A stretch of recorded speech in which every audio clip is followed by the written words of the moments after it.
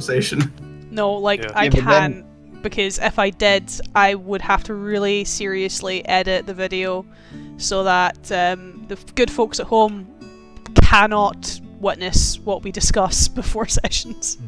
Tier list of the most normal members of Twisted Fates. D tier is Paul. Paul, you are the most bizarre person I've ever met. Glad Paul you really hold those in tries. high esteem. There's nothing to tries. say. There's nothing to say in the esteem that I hold you. It's just you are down tremendous. Oh. Matthew is the most normal. Yeah, he is. Matthew has to deal with the rest of us.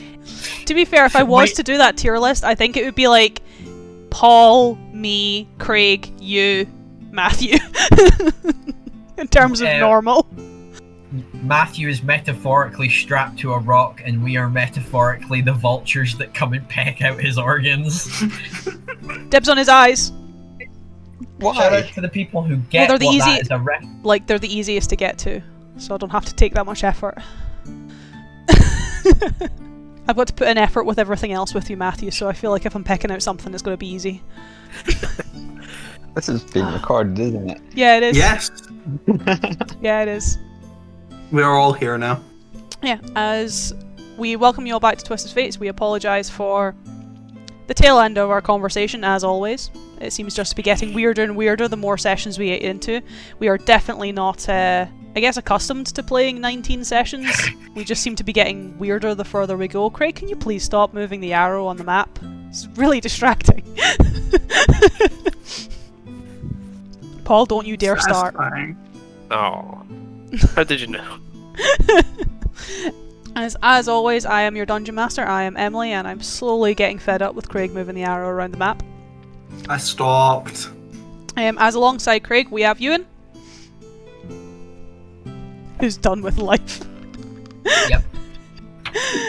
We have Matthew, Hey. and then we have Paul.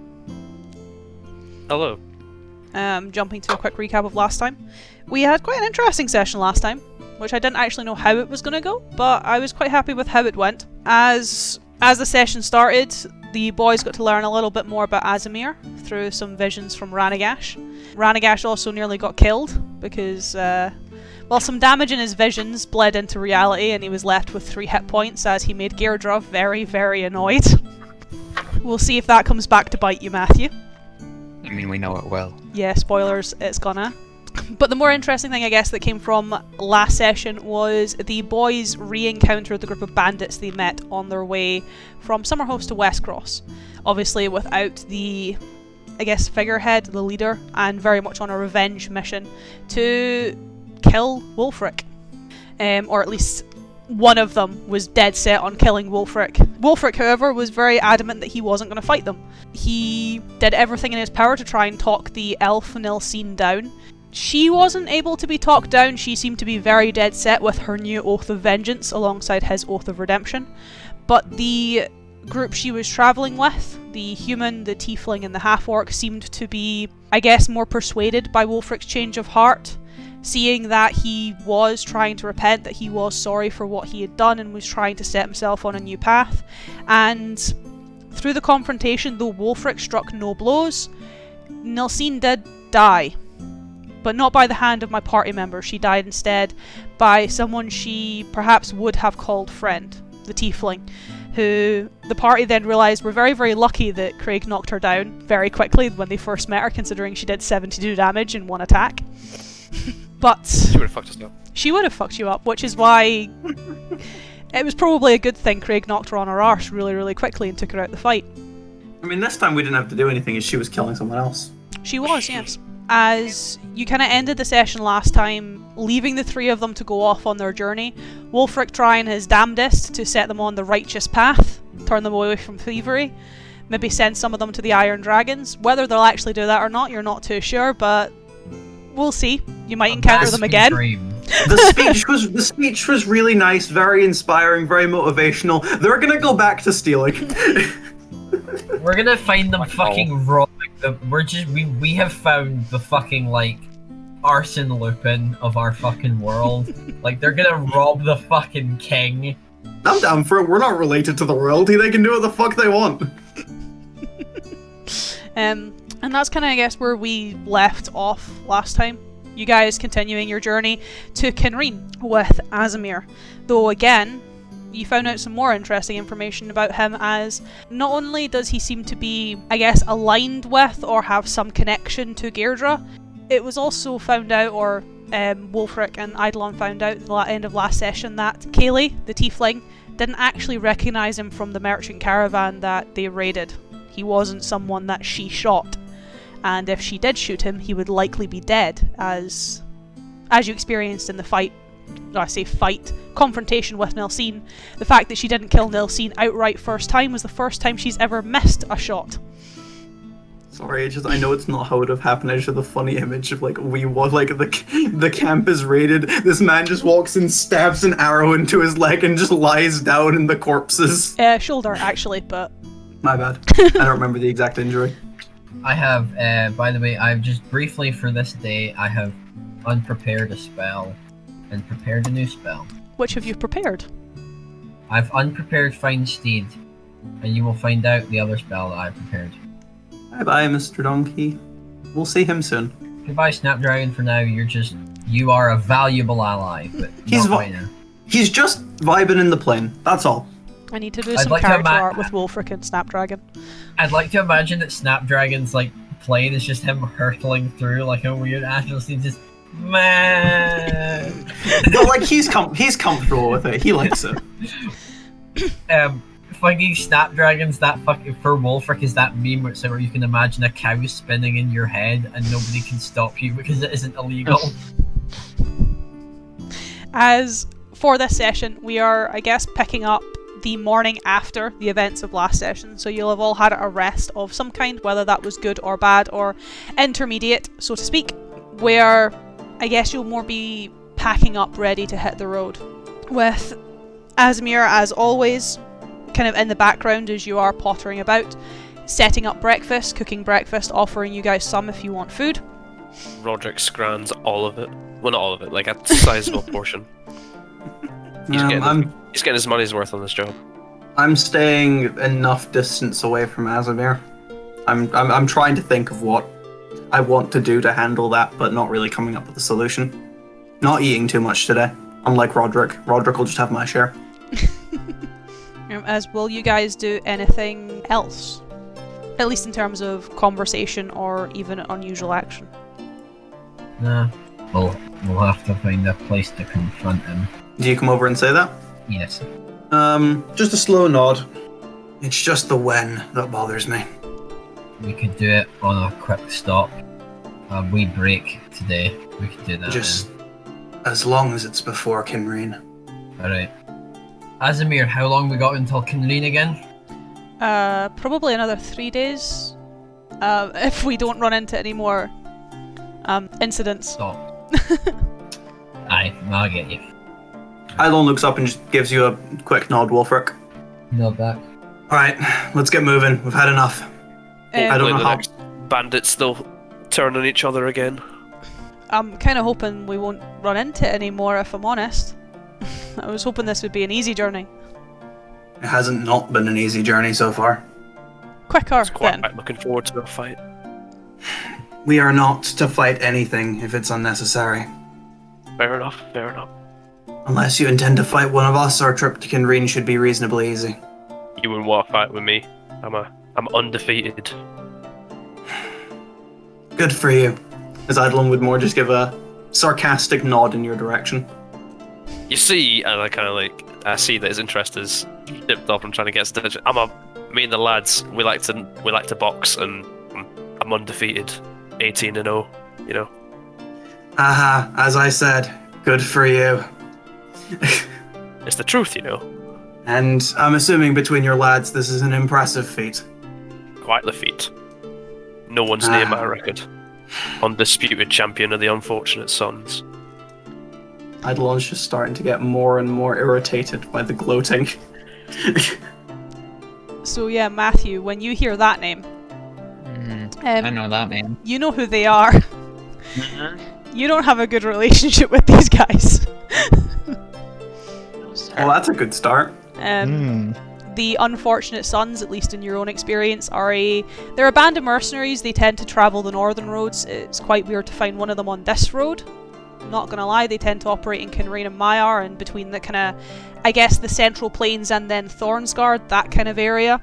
The reason they're, I guess, so problematic for you guys is they operate out with the relationship the orcs have with Kinreen.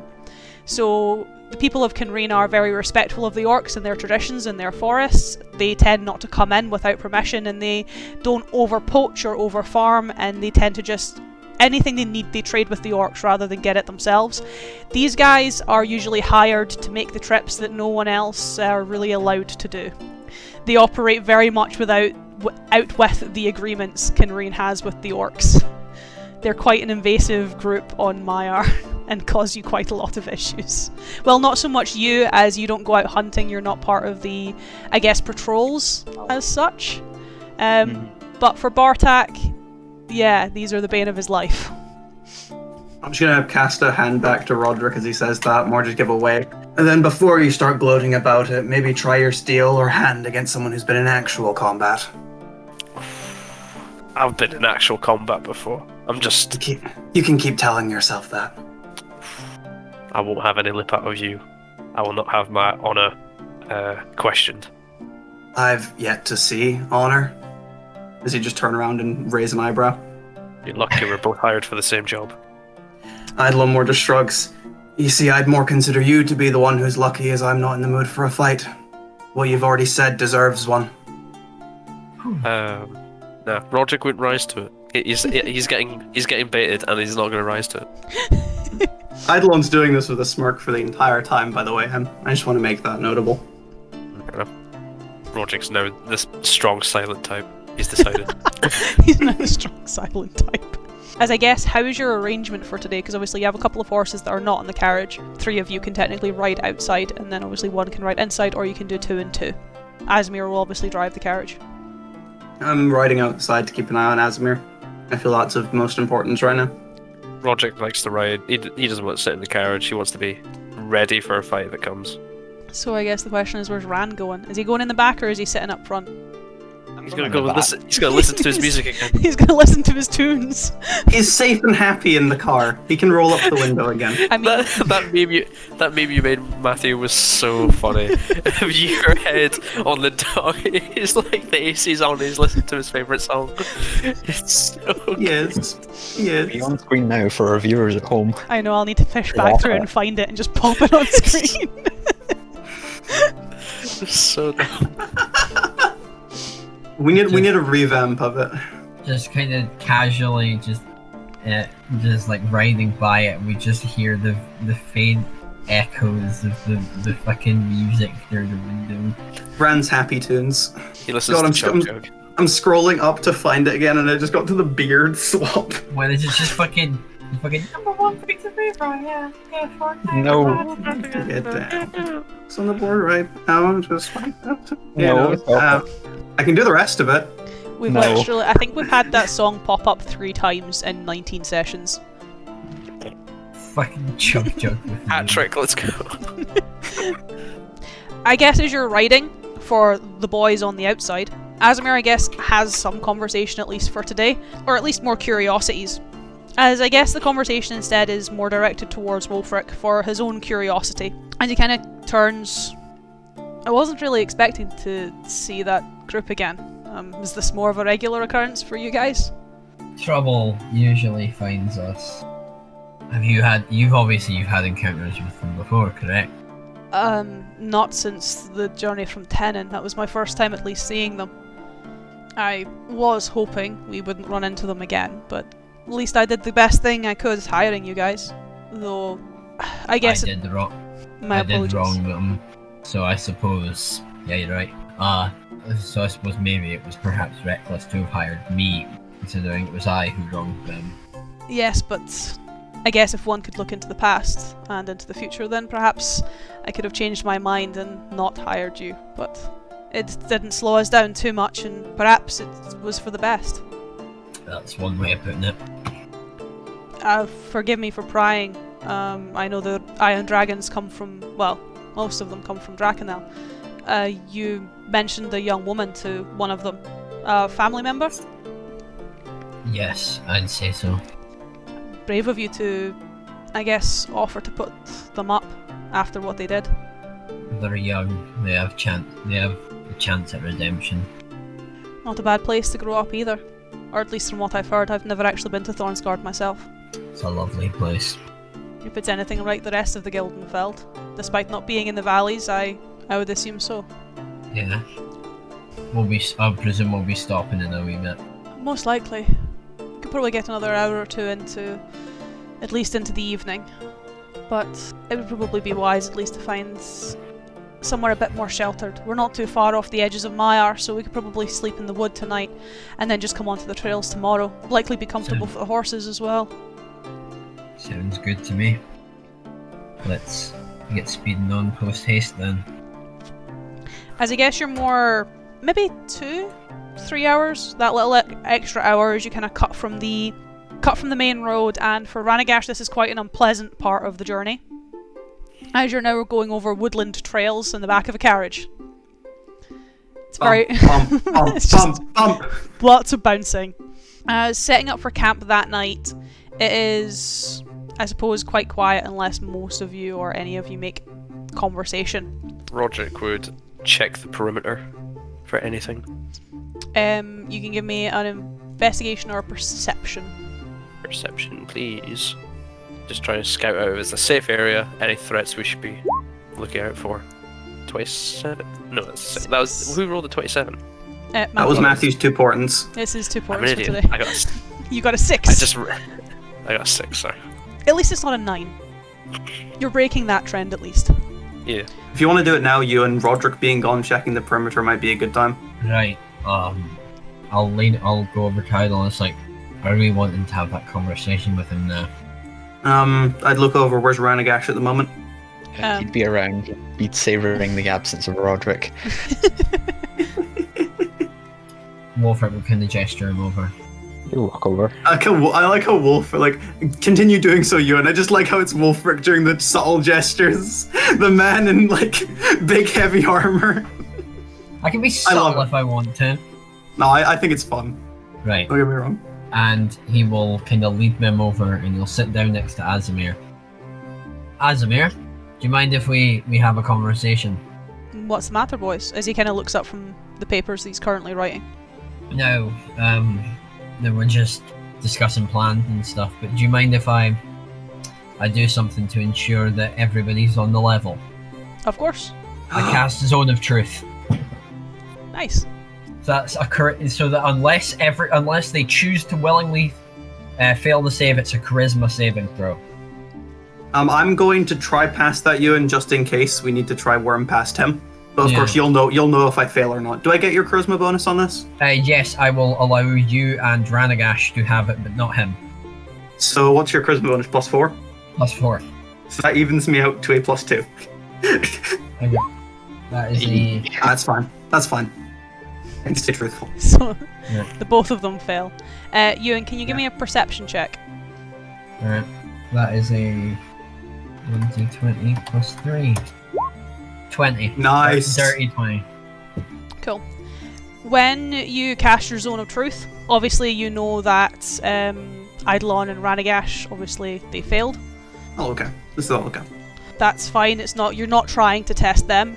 To your Zone of Truth, Azamir fails, but just because, I guess, perhaps more of a divine sense, or perhaps being a bit more attuned, perhaps it's something that Liara herself has given you an insight into people and their reactions to things. It's almost like you hit a wall when you actually try and sense it, as almost like a, I guess, box or sphere around him. There is just a blockade that doesn't let you peer into his thoughts or his emotions, discerning them at all. He seems to be completely blank.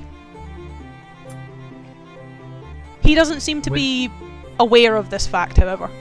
Would I be able to know that I would still be able to get the truth from him?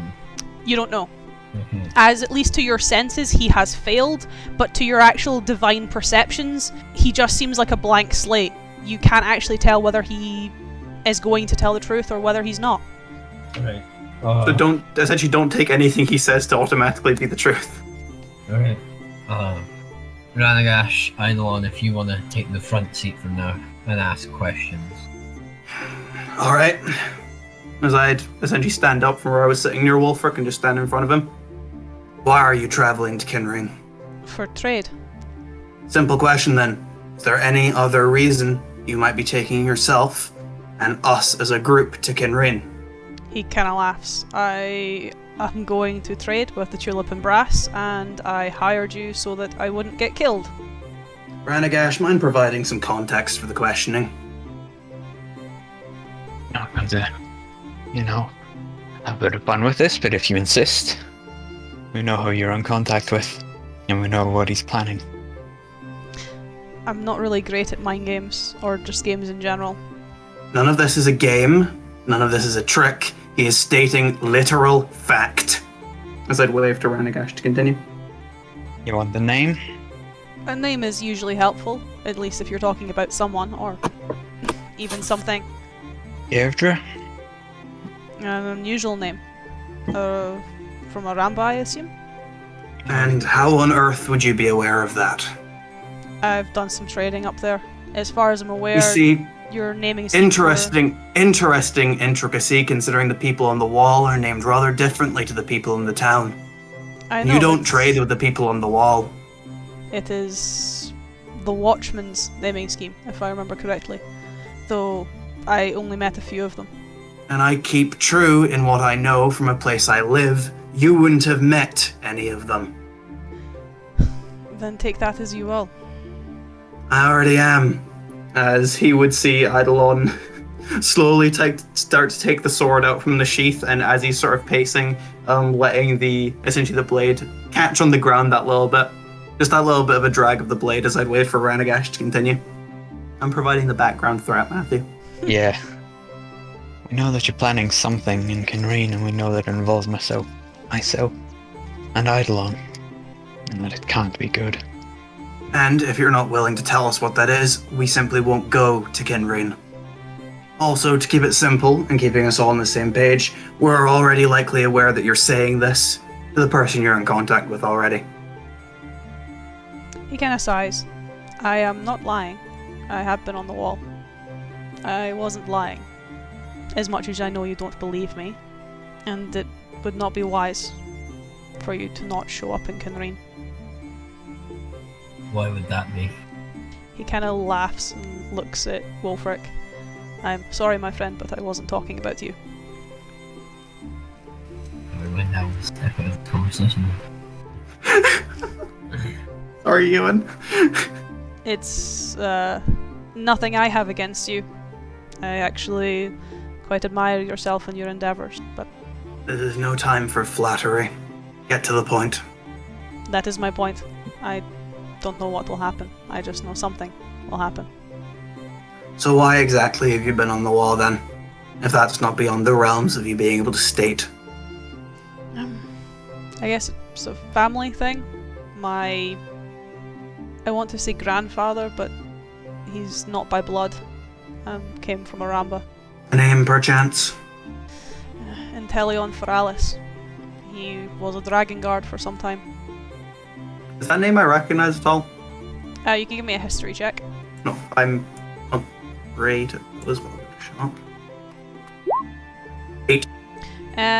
The full name? No, you don't remember anyone named Intelion. Foralis, however, is a little bit more familiar, but they weren't, I guess, the most positive family in the world. Not because they were bad, more because they were kind of useless. They were said to be one of those families that got leave from the wall, not through any special treatment or even through exile, just because they got to the stage where their eldest member got so old and refused to retire that apparently Azariah just booted him so he wouldn't come back. You know what? Alright, that's fine. He was kind of one of those guys that kind of was like, I'm never going to retire at the age of 900, and just became a liability to the rest of his squad. Okay, a bit too specific of a detail to have that lied about. In fact, that's familiar, that's alright. I take the sword, have it stop scraping across the ground, and just kind of sheath it again before turning to Ranagaash and Wolfric. Alright, And now he'll know that we've had this conversation with him. What do we do now?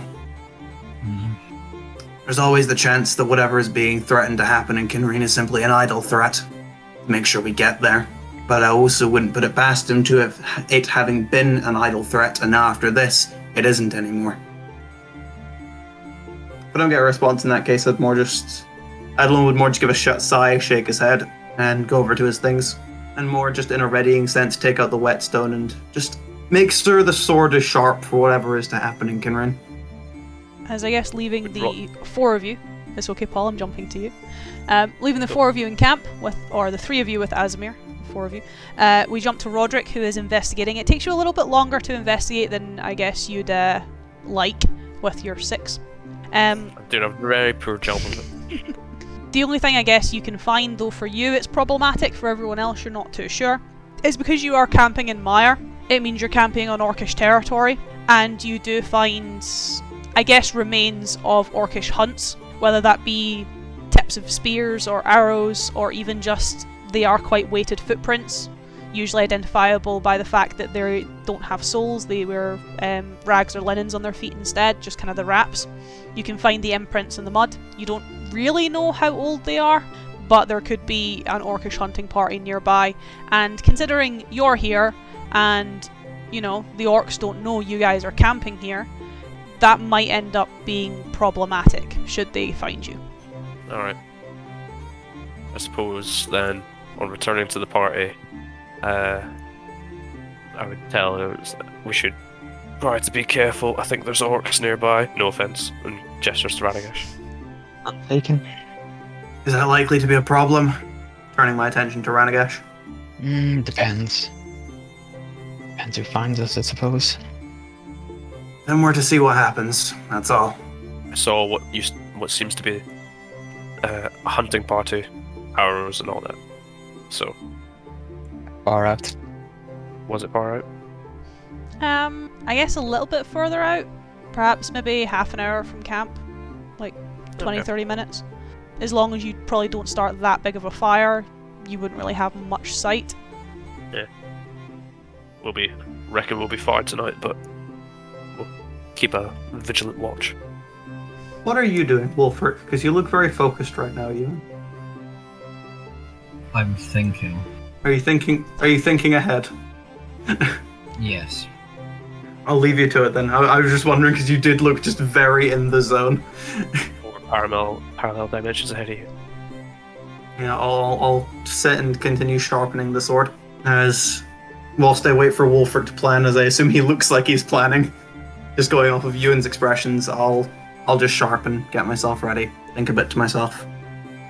I'll stay quiet though. I don't think Rodrik would do anything else. I think he would just kind of sit around and watch the tree line. What about Ram? I think he would, excuse me, go off into Mire, just a bit, just outside the range of where the camp would be. Going home. No. Don't worry. And then just sort of on what is the ground like here is probably the way to ask that. So, I guess the only way I can just really describe it is like walking through more of a Scottish forest. So it's not very even, it's quite rocky, there's a lot of, rather than grass when you get into the wood, it's more like moss beds or ferns, just because that tends to be what thrives under bigger trees. There is obviously patches of dirt, but the dirt here is, I guess, quite stony, rather than being fine or even quite wet, it's quite dry. Even getting into the winter seasons, it's still quite dry, it's just colder. Okay, that kind of throws a wrench in the works. What were you going to do? I'm basically looking for some way to leave, an inscription. Whether that be, the original plan was to, draw it in dirt, but if I need to carve it into a tree or something, I think that might work. If you're leaving signposting, or even, I guess, anything, most things would be carved in trees. Alright, that'll be the way to do it then. Just on a tree, if you're come from the forest out, you would see it, rather than come from the camp in. Just on the tree that just literally just says, "The bastard was here." and Orcish runes. And then maybe for fun, Zorro style, just put an R under it.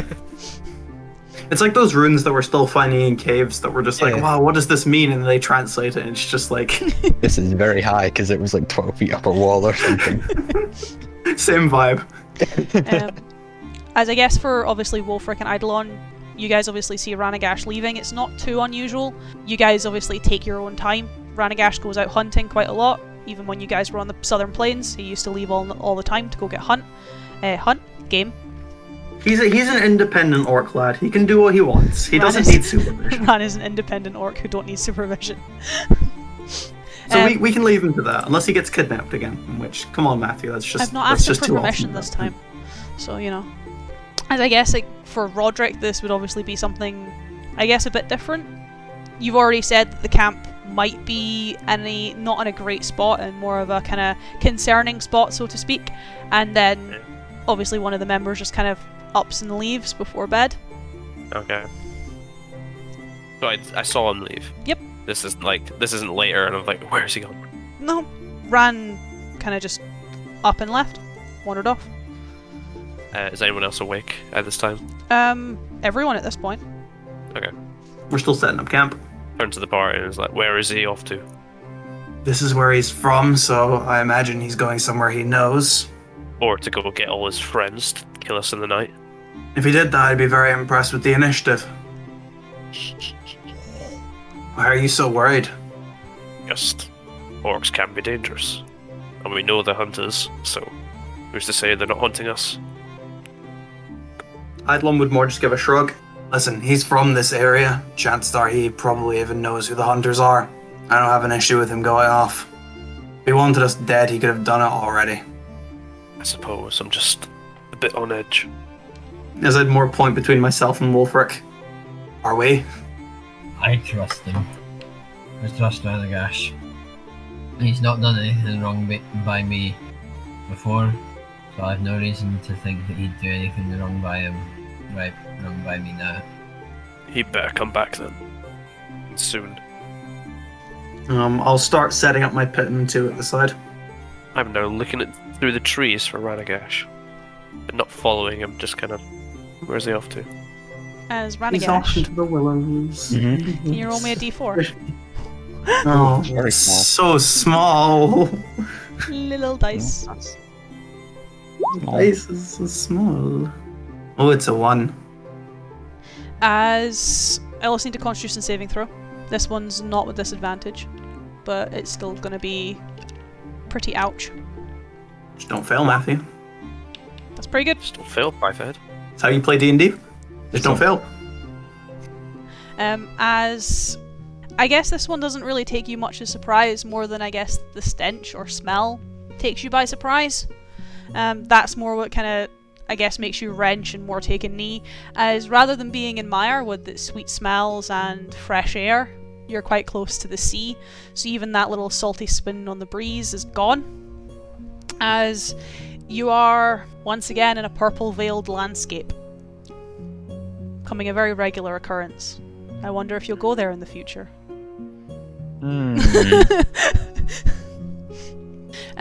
As you are, I guess, standing before something that perhaps appears like a door or a portal, something, I guess, more built and seems to be carved out of this more grotesque tower. Now that you're a lot closer to it, it appears that the tower itself seems to be constructed more of human corpses, and the door itself seems to be very much the same idea, where it's either, I guess, petrified human corpses or animal corpses or decomposing corpses or even just skeletons and bones.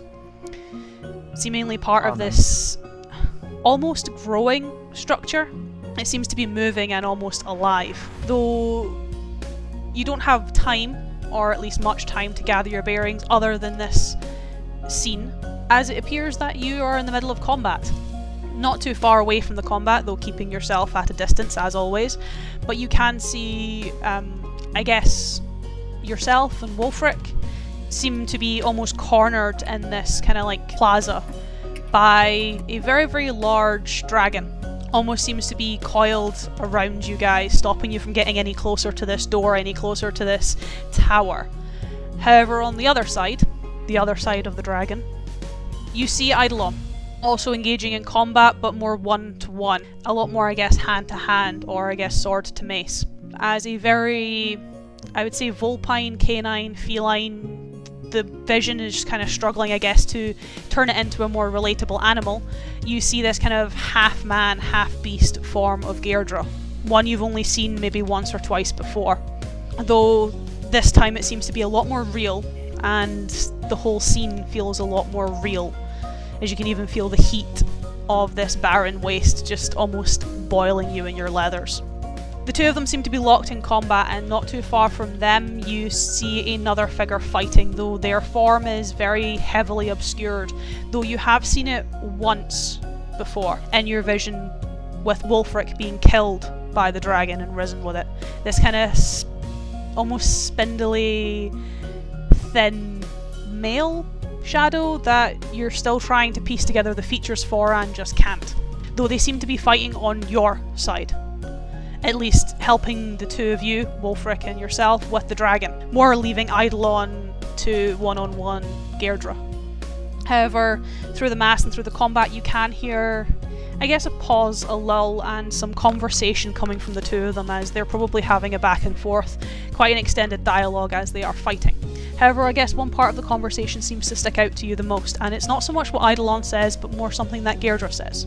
As it seems to be Eidolon and his confusion, doesn't really know what's going on, doesn't really know what Gairdra is referring to, but Gairdra seems to almost be reveling in that fact.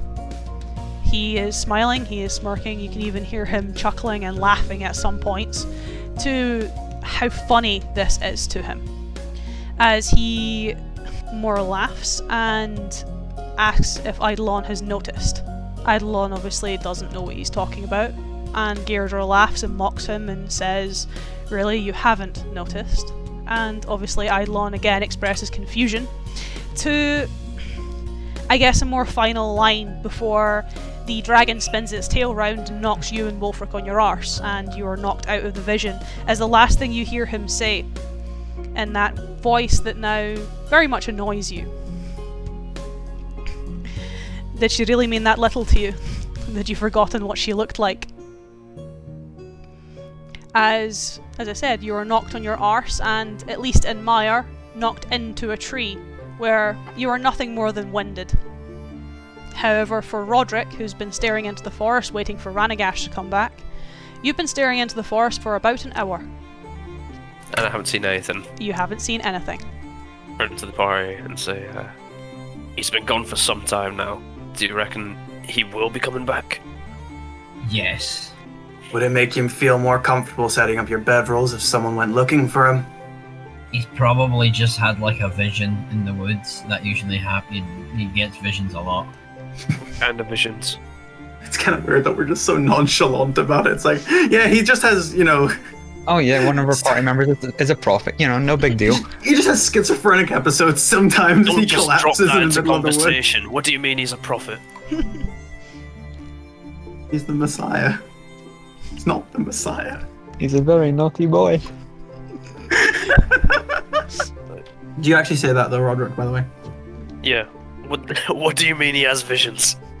Well, it's complex. Will this have anything to do with him trying to prevent something? He said that the other day. I don't give the shrug. Maybe, maybe not. I don't know. It's his business. If he's traveling with me, it's our business. I need to know what he's up to.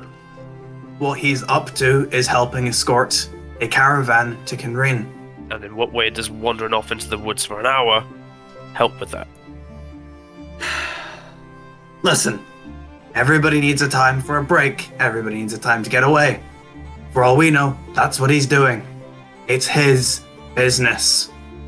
How dark is it getting?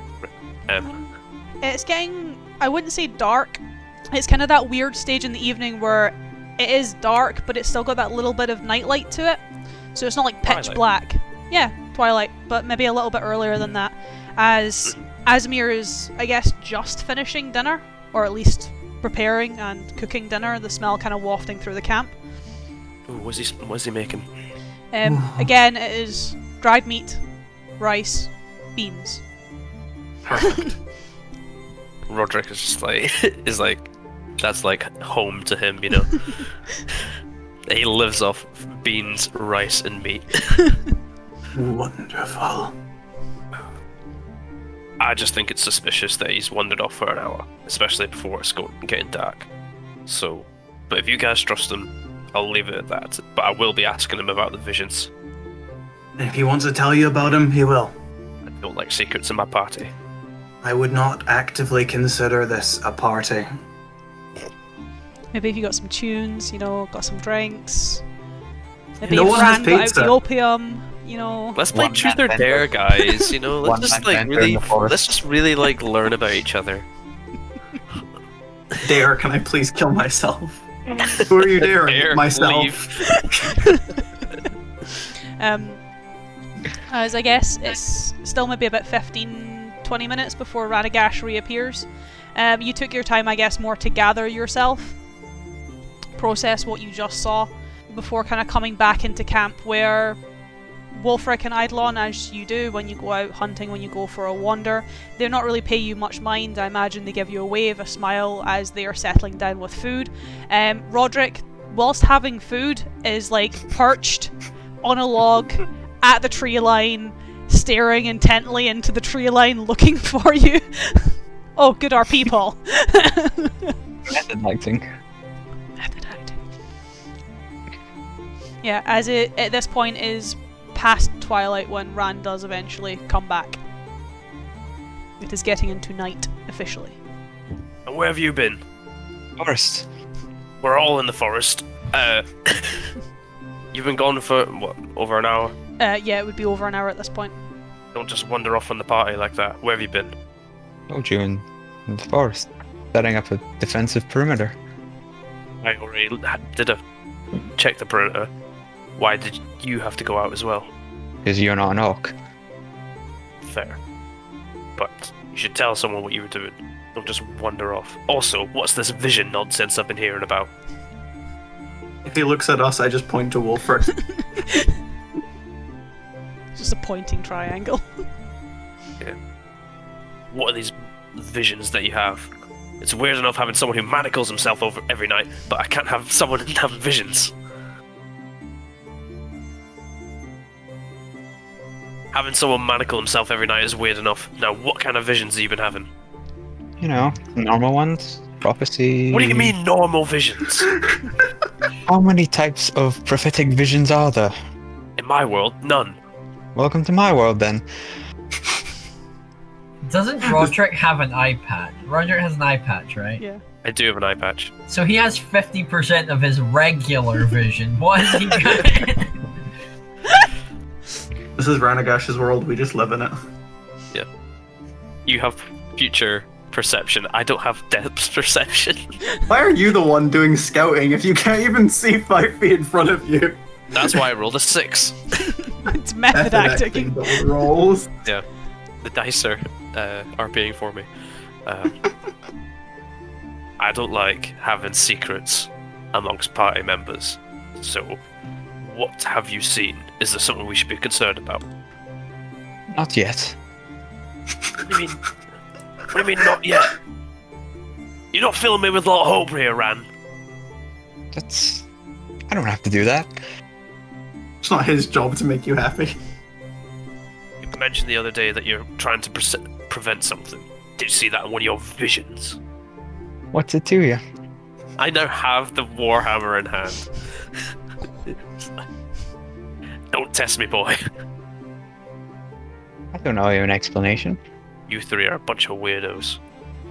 We're a bunch of weirdos that you really shouldn't be drawing your weapon around. Precisely. That was a bit rash of me, but I was just... How am I supposed to trust you if you won't tell me anything? We're supposed to protect this guy. How do I And know? that's all we're supposed to do. But we also protect each other's backs. So I don't like you guys being all in on a conspiracy and leaving me out the loop. If there's a conspiracy, I want in. I don't care if you guys are plotting something. I just want to be part of the plot. Idlemore just shakes his head and shrugs again. Oh, the pitton's set up, so all I really need to do is eat before bed. Unless Wolfric wants to say anything. He is better at talking than me. Actually, yeah, Rodrik would single out Wolfric. You're a member of the Iron Dragons. Yes. How would you feel if one of your men were keeping secrets from you? I really think that you don't have a grasp on how the Iron Dragons work. It's very hard to trust people when they keep secrets from you. We're supposed to protect each other as well as him. Azamir. Well, I mean, Ranagaash has told us not all of his visions are particularly pertinent to the end of the world. Some of them are just... Wait, the end of the world? Wolfric. Is that what you're preventing? I was giving a hypothetical example. Insight. Are you inciting Wolfric or my shrug? Or both? I'm inciting Wolfric. Time to fucking lie to this man. You're lucky that I'm bad at it, so... I have to use my +1, don't I? Yeah. So wait, does he roll then I roll, or do I roll and he rolls? Same times. You both roll. Okay. 3, 2, 1. Oh shit. Fuck. Let's You go! It's a hypothetical, Rodrik. I did it wrong What's anyway. I did it wrong, it's a -1. It's a 5. Yeah, it's definitely a hypothetical. Let's say hypothetically. Let's say, hypothetically, Ran predicted to the end of the world. Like, he sees random visions all the time. Ran, am I right in saying you once saw someone taking a shit? Or did I imagine that? Did I have a vision of you having a vision? I can't have two of you having visions. What, It's not what out of weird the shit? realm of possibility. Don't tell me you can do weird prophecy shit as well. No, I have visions every time I go to sleep. They're called dreams. A dream is different from a prophetic vision. I dream, but I don't say, oh, that's gonna happen next Tuesday. I don't know if the days are actually Tuesday in your world. I was making a joke. Hey, I'll drop it then. But don't go wandering off like that. If you're leaving, tell somebody. Tell me. It's funny with my dad. I mean, how old are you? I think for a moment he'd take out the axe, he'd like study the handle with like etches on it. 27 winters? I've been fucking waiting to do that. Have you actually had that prepared in your backstory forever? In my head, yeah. Well, I don't remember much from about, 9-10 years ago, so let's just put a pin in it. How old did you think he was? I don't know. I think I'm about 50. But let's drop it, okay? When it turns back on you, that's when it's time to get avoidant. It's the subtle implication that I may have had sex with an orc. But I don't remember it. Okay.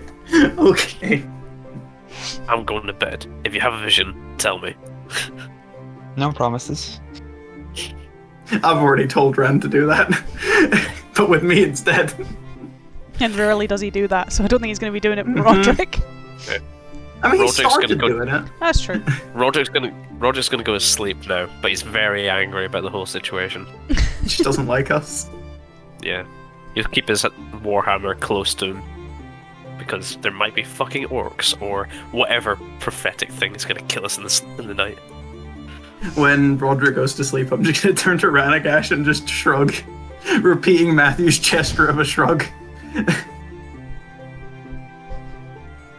But apart from that, I don't have much else. I'll do my usual. Usual. Wolfric's routine obviously changes. He takes prayer that evening. Yes, What do you make a prayer to? Liara. Just for our continued safety.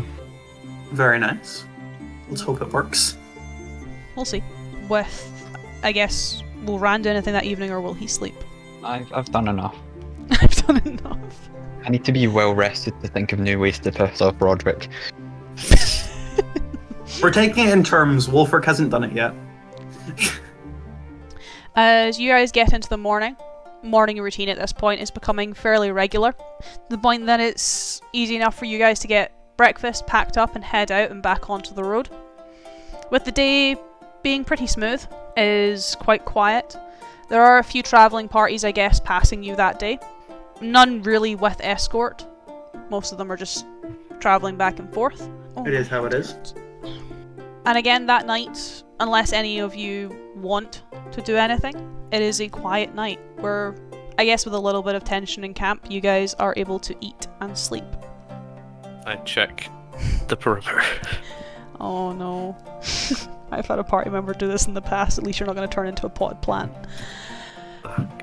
Give me an investigation. That's an oddly specific consequence. I had a wild magic sorcerer who would, every 10 feet on the outside of camp, would cast detect magic, and one night he got halfway through the perimeter and then turned into a potted plant, and no one found him until the morning. He actually rolled well tonight. Got 16. This night is quite quiet. Your perimeter is pretty secure. There are no orcish tracks here, though you're only a day from Kinreen, so it makes sense.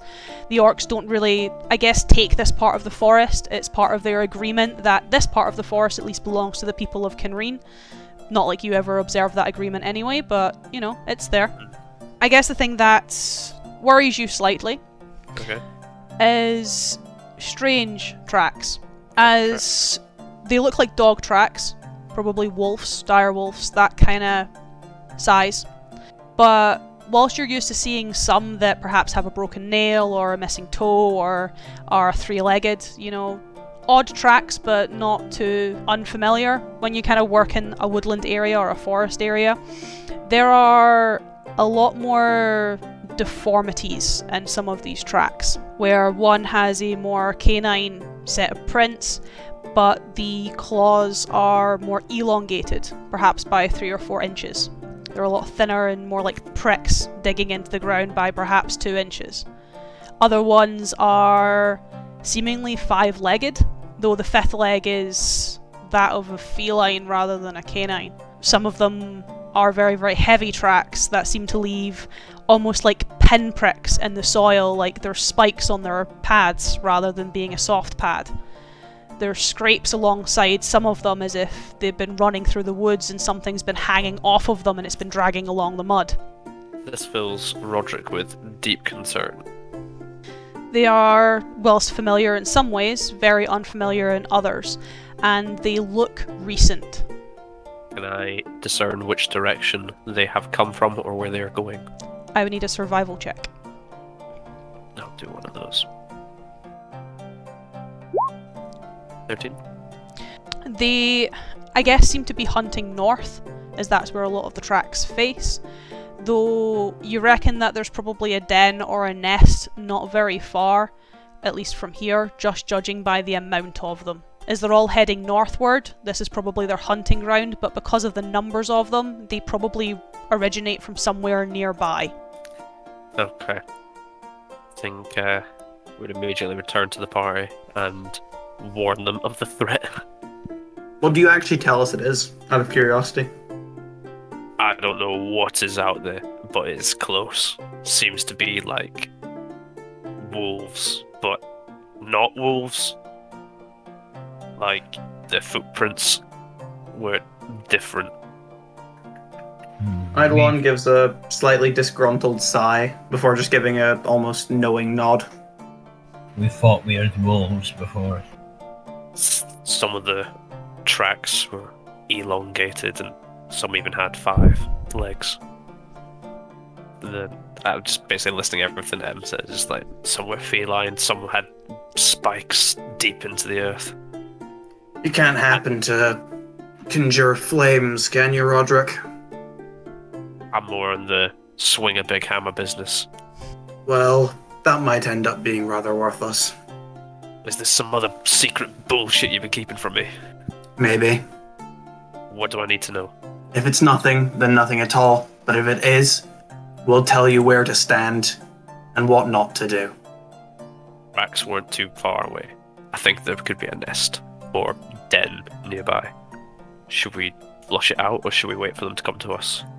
If they don't bother us, we have no reason to go bothering them. And if they come during the night, I'll be able to wake all of you up. I don't think I'll be sleeping at all.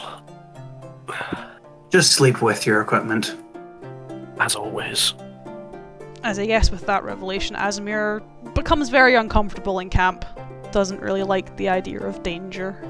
again, regretting why hiring the we're- three of you. That's why we're not going there, and we're gonna fucking just hope it doesn't come to us.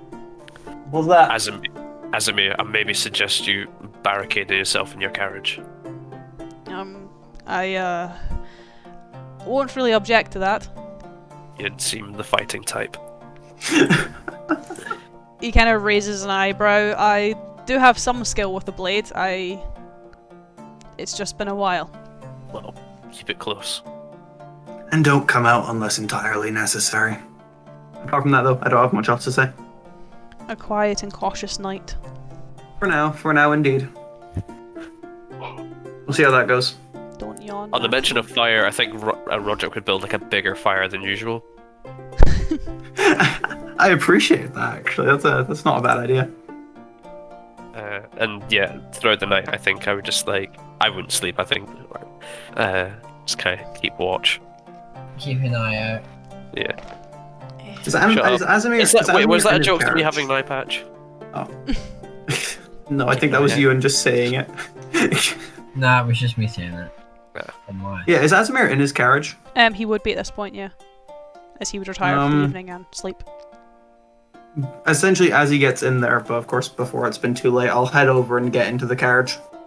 He's slightly uncomfortable about you being in the carriage with him. Since it is a carriage, I'm assuming there's essentially by how you put it when me and Ranagaash were in it, there's seats on like the front and the back. Yeah, so it's like the two sides. And then obviously there's cabinets and stuff where he obviously puts his goods and wares. Yeah. Wares. I'll send you to take a seat. Just looking across them.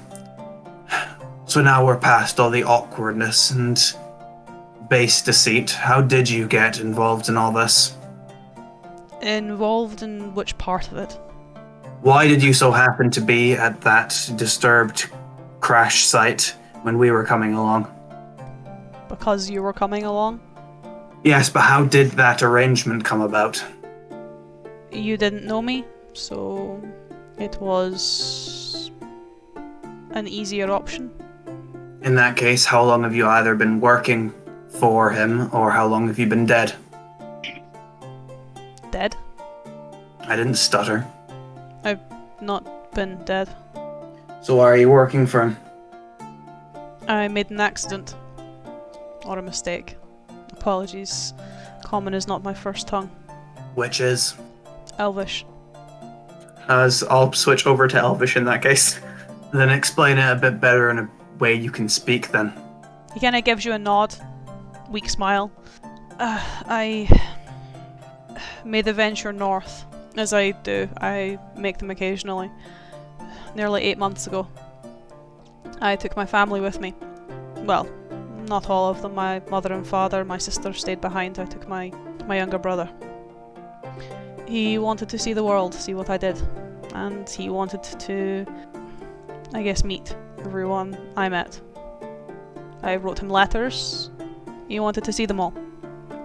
We were passing through the Gildenfeld, and I guess we came across something we shouldn't have.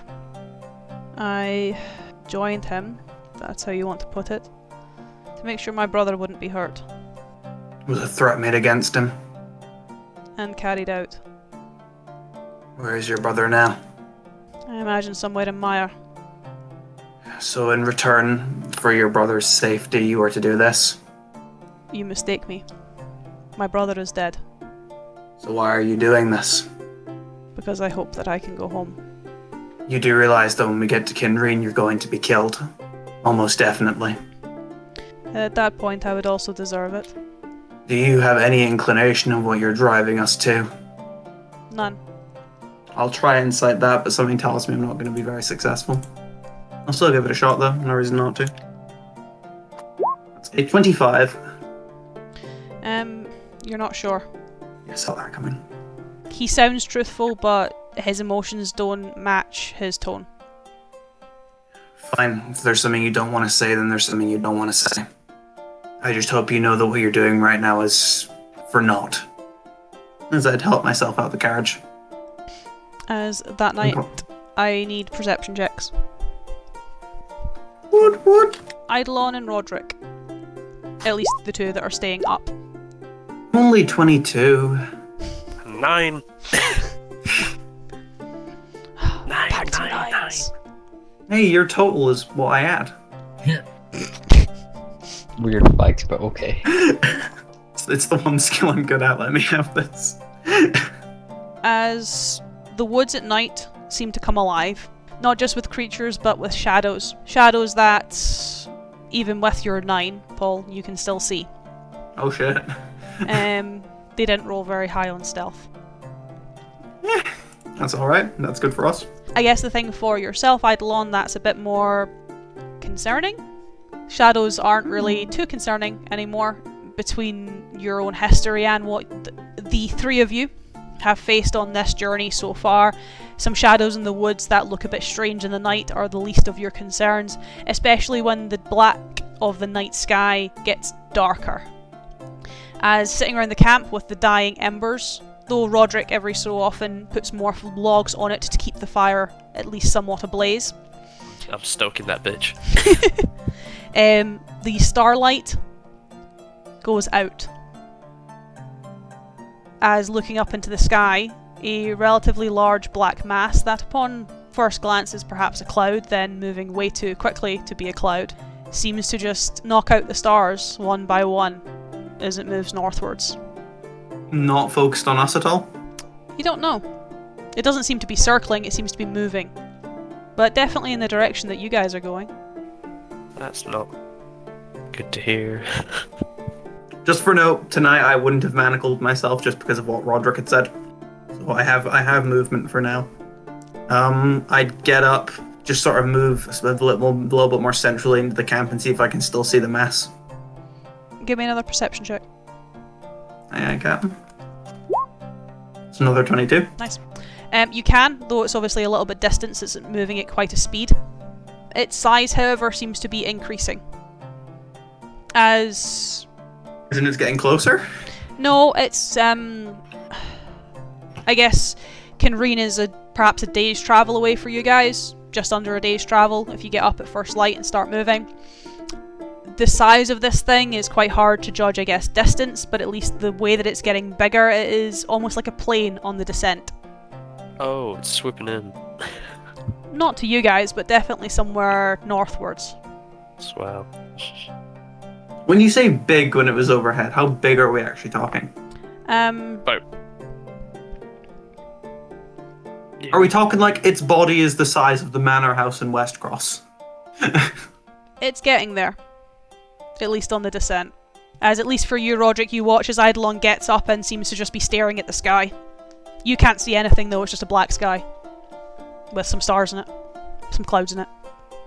Diverting my attention from the clouds for a second, more just the sudden sense of realization, Eidolon would quickly dart his attention to essentially the area around us to see if anything used that as cover to get in close on us. Not that you can see. Everything, I guess, on ground level seems to be keeping its distance. Just make a mental note to tell Wolfric that in the morning. I'm gonna head back over to my log and at least try get into a semi-conscious state for the rest of the night. There's no point hurrying to Kinreen. We wouldn't make it in time before it does whatever it's doing. So hopefully it hasn't gone for Ran's family. I mean, he did say he was willing to suffer a little. I was willing to suffer, not I'm here just kill my mum, you know. Yeah, but if your mum dies, you suffer. Mom is gone. Can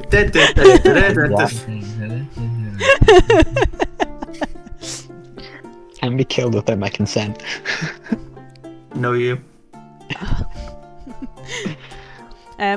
As I guess, obviously, Rodrik being able to see Eidolon and his curiosities, would he say anything, or would he continue his own watches, leaving Eidolon to move into more semi-conscious state for the evening?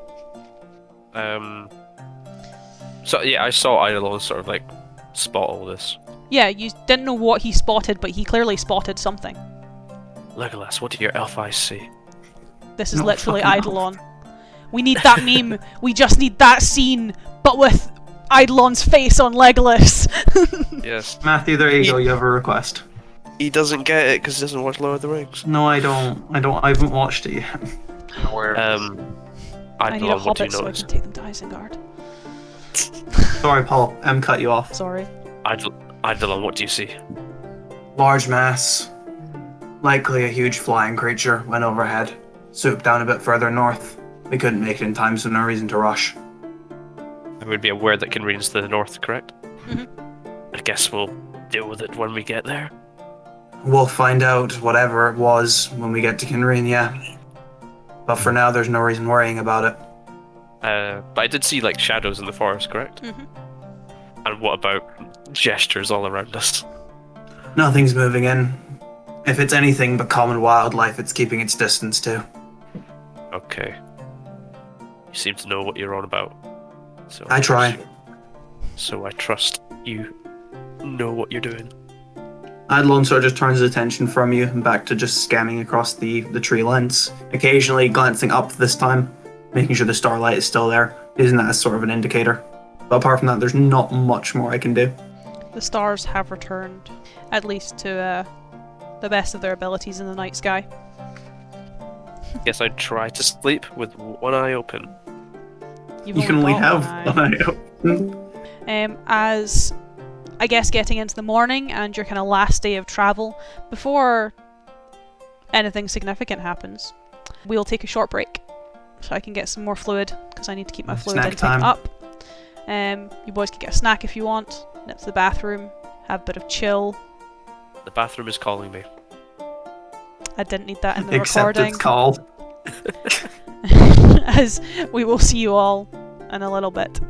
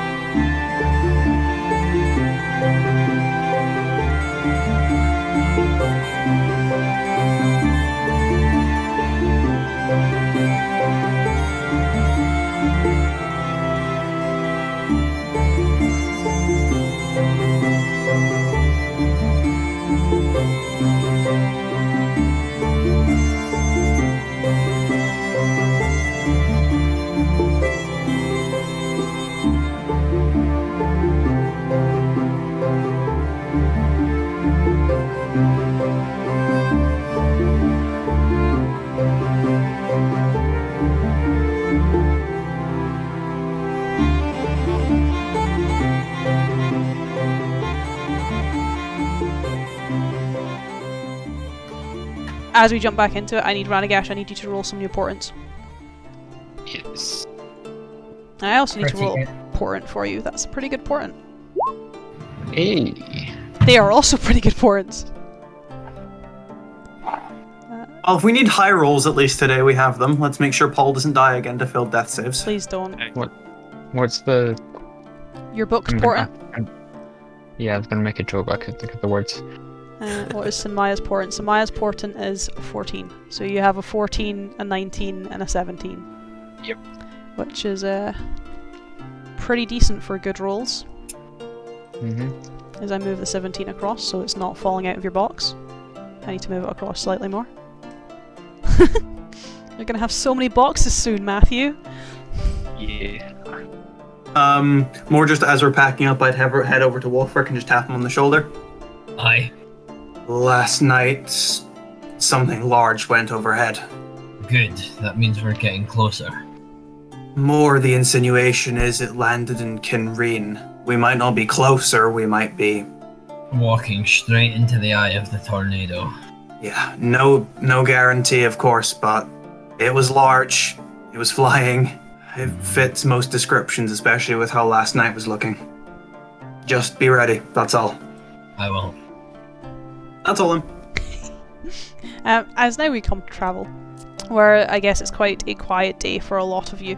Same formation as usual, so the three of you on horse and then Ran in carriage. He's listening to his tunes. We can't Just interrupt him. What are you going to do when you've not got a carriage and you can't listen to your tunes, Ranagash? I'll cross that bridge when I get there. We'll buy a carriage. As I guess for the last time, before we jump back to something a bit more familiar for Ranagash, I need a D4 from you. You just can't stop harassing this poor man. Hey, opposite end. Interesting. As you're in the carriage, chilling as you do, can you give me a Constitution saving throw with disadvantage? Oh, pop. That was loud. Let's do R to D20 KL on +2. Oh no. Be interesting. Okay. As I guess is perhaps one of the weirder visions you've had, which is saying a lot because they keep getting weirder. As you're obviously in the carriage bouncing around, you are taken perhaps in the dreamscape back to these purple wastes, to I guess perhaps a distant scene, leaving off from where you were, well, only 2 days ago. The scene with the dragon and Eidolon fighting Deirdre outside of this strange tower, though I guess the situation here is a little less fortunate.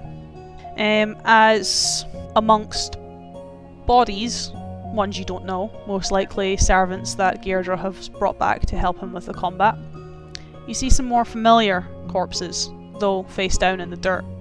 That of Wolfric, that of this strange shadow man, that of Eidolon, and another one that you can't see, as they too seem to be, I guess, face down in the dirt. Though, give me a history, or just intelligence, if you don't have proficiency in history. Yes, trade +3. Tree. You do seem to recognise his garb, though you're not too sure where from, as I guess kind of underneath quite a hefty brown cloak, there seems to be what look like burial robes, like what someone would be dressed in to be buried. But it's more, I guess, the cloak that looks familiar to you. You just can't seem to place it. As your companions are all dead, by yourself, though you can definitely feel that you are in not the best state of your life, as you're on the floor. Not so much dead, but definitely dying. As you feel someone hoist you up by the scruff of your neck, kind of almost grabbing you, as you would a dog or a cat to get them off of something, just pulling and digging very sharp claws into the back of your neck. as they move you from obviously lying down to onto your knees, where they kind of crouch down in front of you. As morphing from this amalgamate, this stitched form of beast and man, to his more elvish form, though this is, I guess, where it gets different. As obviously the physical aspect seems very, very real to you, Deirdre himself seems very, very real to you, to the point that he doesn't look like an elf anymore. As in every projection, every vision you've had of him, he has been, at least to your own eyes, an elf. Pointed ears, narrow features, tall, slender, traditionally elven appearance apart from the kind of red eyes and shaggy mop of brown hair on his head, though this seems, I guess, to be a truer projection of himself, as the narrow features seem to become round, smooth. His ears perhaps lose an inch or two and also become round and smooth. He's still very, very tall, but his frame starts to widen. He's not as narrow, he's not straight up and down, he even has a bit of a hip to him, as he appears to be more of a half-elf, at least in reality, than he is an elf. As when he looks at you, and when he smiles, it feels like a vision, but it almost feels like you're there at the same time. As letting you go, letting you fall on very little hit points, at least from what you can feel, he looks you in the eyes. I can't have you dying on me, Ranagaash. At least not yet. Okay. Can I respond? I mean, you can try. It seems to be almost a future vision is stuttering or stalling, almost waiting for you to do something. Mad commentary. All this time, Rand's brain is just a fucking Windows 94 computer. Rand.exe stopped working. Alright, let's... What do you want from me? I would prefer if you were dead, but I can't have that. Why not? He kinda, I guess, kinda more crouches down on his haunches, kinda sitting, kinda squatting in front of you, kinda casts a glance back to a corpse of Eidolon, points at him. Turns out he had something rather important inside of him, and, well, he's dead, but at least he was useful for something, as at least part of that is now in you. Why the hell could I have stayed in him? I believe it has something to do with your rather unique abilities. Fuck's sake. And that's in character. Fuck's sake, under the breath. I don't have anything nice, can I? What do you want from it? We want it dead. Then why can't you just kill me and have it over with? Because in its current state, if we were to kill you, it would have a new host. I need you to get to points to Eidolon where you can kind of see that the, I guess, infection that Eidolon has, you've obviously seen it growing, you've seen it flare up, it's now very much over his neck, you can see it covering half of his face, his whole arm is very, very malformed, very, very purple. Even some of the, you can see where lacerations and cuts from Deirdre's mace have obviously kind of battered and bruised him, even the flesh under that seems to be tainted. I need you to get to that stage. And then what? Then you are allowed to die. Why should I cooperate with this? You don't have a choice. Why not? What's to stop me throwing myself off the nearest cliff and causing you more problems? He kind of sets a hand on your shoulder and more pushes you back into the ground. As much as I don't like it, it means I get to babysit you, at least for the next year. And, well, I still have Maya. Well then, fire forest hanging in the balance just so I can be your little puppet. Yes. And you've done everything else I've asked so far, so why is this so difficult? I just hate it, and I hate you. It is good to know the feeling is mutual. As I said, if I would have my way, you'd already be dead. As I guess he kind of stands up, kind of leaves you on the ground, takes a few paces, turns and looks over his shoulder where I guess he smirks again. Oh, and whilst I remember, you probably shouldn't fall unconscious for as long next time. It's in real life. Fucking choice. You know it's rude to mumble. Rude to threaten people with genocide. I find it gets results. Say hello to Eidolon for me. As, despite this seemingly being a future vision, something that's not happened yet, you are obviously expelled from the dreamscape, you're expelled from this site, you're expelled from his presence where he turns into more of that, I guess, astral projection that even seems to linger in the carriage, even once the mists of the wasteland have faded, where you find yourself, I guess, pasted to the wall of an upturned carriage. Oh, this is a good start. As you're not too sure how long you've been out, I need to roll some d6. Oh no. You only take 9 damage.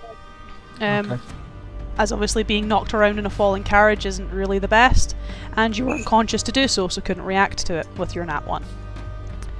However, there seems to be quite a lot of commotion coming out from outside. As you obviously exit the carriage, it's easier at this point to climb through one of the windows than through the door, as something seems to be blocking it.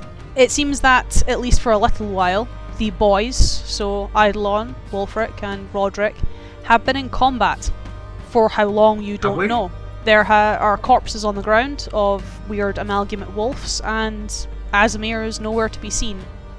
The 2 horses that were pulling the carriage are dead, and other than the giant Clydesdale, who has taken a few hits, and obviously Sorrow's warhorse, Eidolon's horse is scattered, and so is yours. As, at least for my boys, as in the background, I need you to all roll me initiative.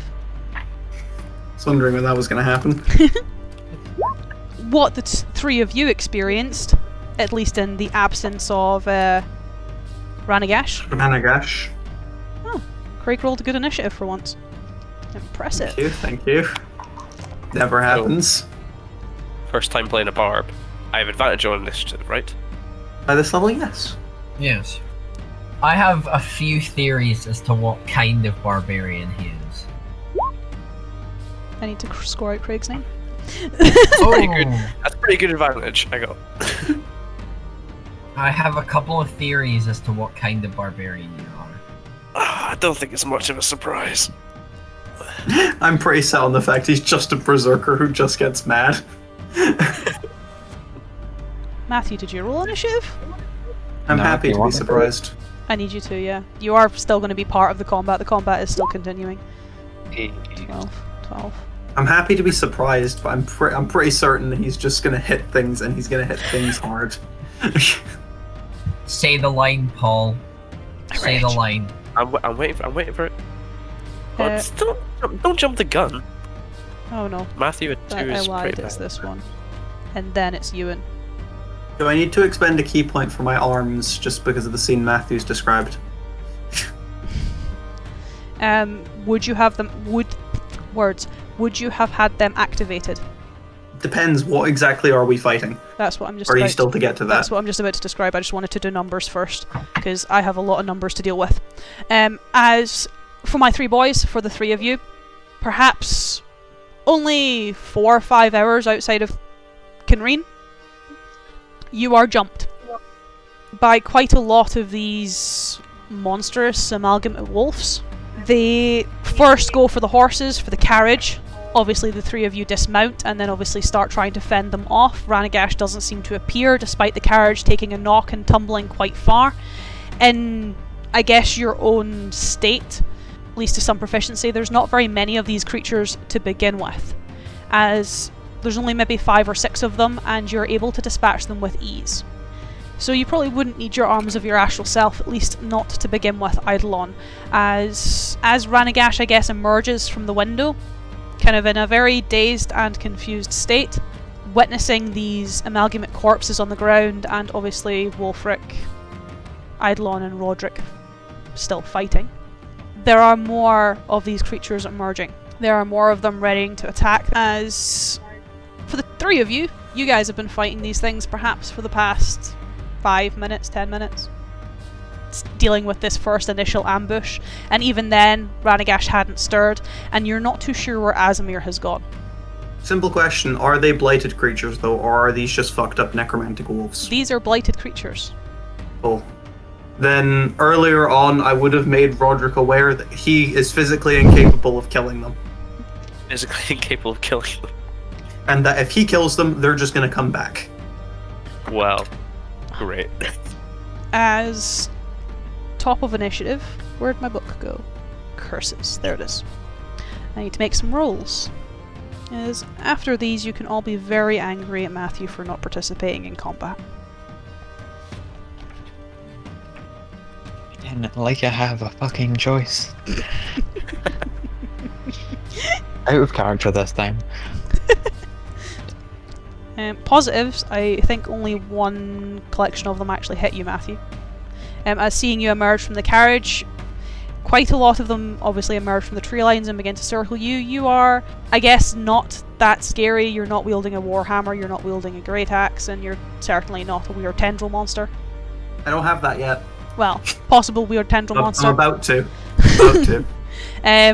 You are unarmed, you are unaware, and they take the opportunity to at least attempt to pounce on you. Only two of them actually be able to get onto the carriage and essentially begin to start rake at it and rake you. As I need to figure out their damage modifiers, because now they have different damage modifiers. Dink, dink, dink, dink, dink, dink, dink. So it's just a +1. So it'll be +1. Which is 2, 6, 4.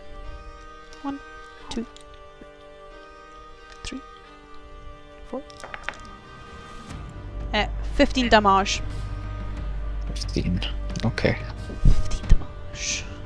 As these things essentially start to drag you out of the carriage, biting into your shoulder and pulling you from its internals and onto the roof to chew at you some more. Where Paul, it is now Rodrik's go, as you have seen Ranagaash obviously emerge from the carriage. You have seen more of these creatures emerge from the woodland. They don't seem to be, I guess, stopping. There just seems to be countless of them now coming at you. What do you do? I think he would exclaim, "It's been so long since I've had a fight!" And I would like to rage. Let's go. He said it. I would like to rage. And how many are directly in front of me? At this point, there are maybe 2 more in front of you. There are essentially 6 more that are circling you, Wolfric, and Eidolon, and there's 4, though 2 of them have kind of fallen off of the carriage, that are on the carriage attacking Ran. So there's 10 in total. I would like to bring up my warhammer and try and slam it down on top of one of these beasts that's in front of me. Cool, give me an attack roll. Okay. I don't get a +2 to attacks when I'm raging. Just the damage. Mm-hmm. God damn it! Did you attack recklessly, Paul, or nah? Let's say I did. Let's say hypothetically. Let's say hypothetically. I was doing this so recklessly. So just roll again. Yeah, just roll again. Cool. That's fair. That is better, yeah, that will hit. Great. So that is... No, wrong. Sorry, it's 2d10. Sorry. Ignore that. Oh my! Well, damage, fuck's sake. I can't roll that well. And then... You said there was 2 of them, correct? Mm-hmm. In front of me? Yeah. So, yeah, I would like to bring the hammer down on the first one, and then kind of like do a turn to like lift it up and then swing it around and hit the second one, like from the side. So, let's say I am doing this recklessly. Wait, no, when you make your first attack on your turn, no. So, wait, is it still reckless for the rest of the turn? Yes. Mm-hmm. Cool. You have advantage on all your attacks, but then all the attacks against you until the start of your next turn also have advantage. Damn it, 9? Nope. Oh, gee. So that will miss. Well, I I guess I hit the first one, swing round, and go for the second one, and I just miss entirely. These things, despite being, I guess, a weird concoction of corpses, are strangely agile and disturbingly flexible. As Craig, it's Eidolon's go. Cool. I take it there's a large amount of them at the carriage in that point? In that case? Yeah, so there's 6 circling you, but there's 4 specifically on the carriage, which obviously just has Ran on it. 2 of them are actually dragging him out of the carriage, or attempting to. So would they all be within 10 feet, those 4? Yes. Cool. In that case, probably sword already out, I'm gonna go over, two-handing it. We could just try kill the one that Rodrik's killing to make sure that one's dead. Try that. Yeah, we'll go for that. I'll make 2 attacks against the one Rodrik's currently hitting, and then I'll be forcing all of them to make a dex save. We gotta see if I actually hit first. So that's a non-nat 20 and a 22 to hit. Both will hit. So I'll roll damage cumulative. Yep. It is that, yes. Count this up. Yeah, that's right. So it takes 35 points of damage. Cool. It is dead. As it's more just come in, take the sword, drive into the back of it, pull out, and then as I'm spinning the sword around, cut it in half. But knowing it's probably not already dead, Eidolon would then just take his arm, whip it around, try... Of course, I'm not going to target him with him, but it's more just raise his hand into the air, clench into a fist as the tendrils would burst out from beneath a buckle, and essentially shoot out in 4 directions. Actually 3 now. So can I get the remaining 3 to make a dex save? As I'm going to aestheticize, after it's done all this, taking it into a fist, and then the 4th one is against the dead one. So it's any number of creatures, and it's just punching it. Make sure it's dead. 14, 17, nat 20. 14, 17, nat 20, all those pass. So no damage, and then of course the one who's on the ground fails because it's already dead. Yeah. And then just punching it to make sure it's dead. So it doesn't come back. As I guess these creatures seem... I guess for Eidolon it's a little bit haunting, is these are a lot more resilient than the blights you guys have faced before. I can assume so. As can you do anything else with your turn? Or is that you? I've used my movement, I've used my action, and I've used my bonus action. As next to yourself, Rodrik, there is now Eidolon, but with lots of tendrils.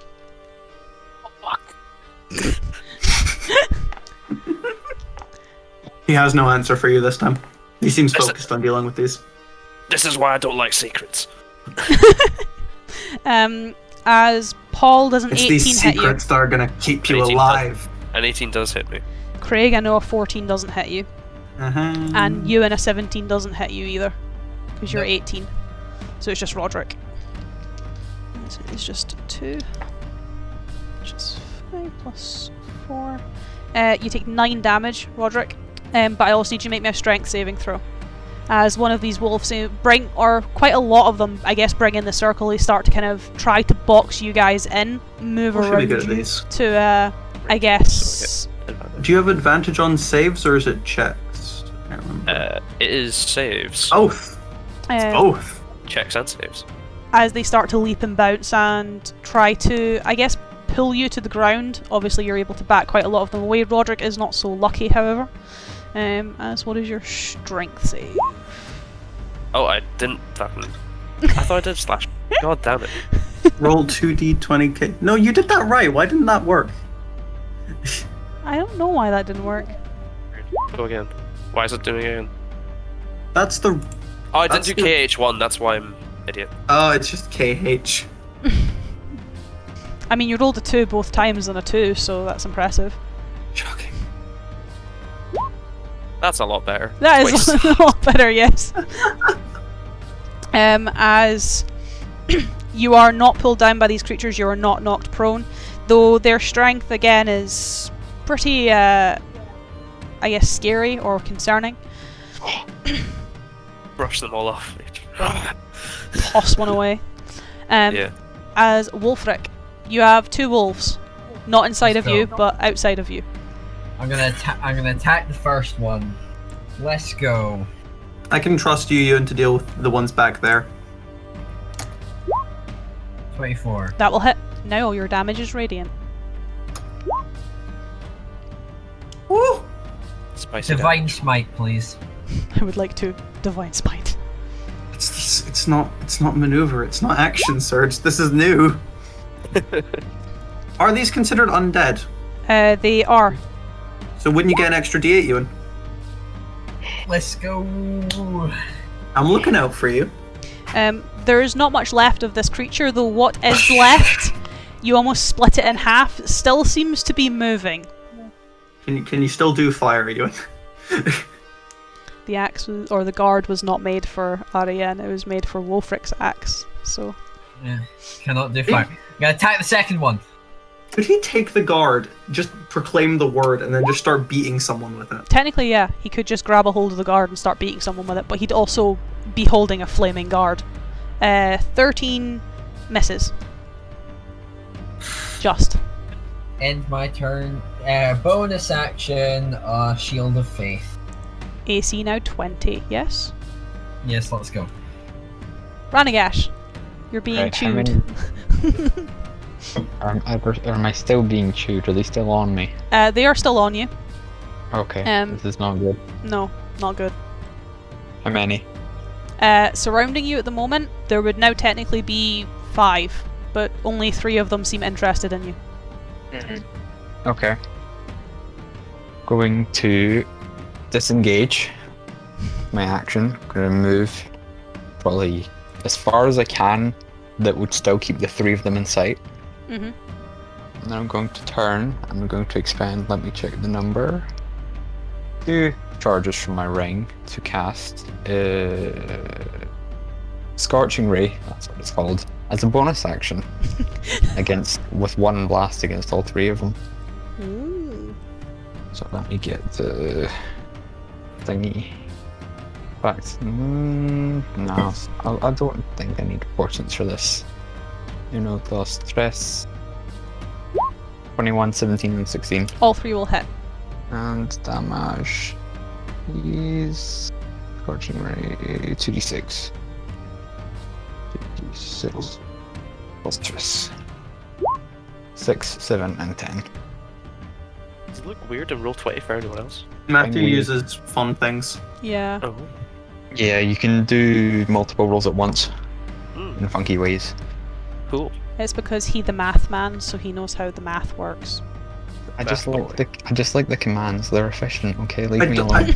I don't like though how it highlights like the 6 in red because one of the numbers was a Yeah. 1. Yeah. Like I feel it should only do that if it's 2 1s.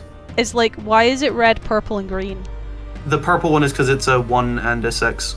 I see. Balances it. The green is because one of them's a 6. But yeah. And then the green one's because there's 1 6 and the red one's because there's 1 1. I feel it should only be green if it's like 2 6s. Yeah, if it's max, but I understand why. I We're just not don't here. agree with it. we're not here to criticize the way that Roll20 is programmed. As that is your bonus action, Ranagash. Mm-hmm.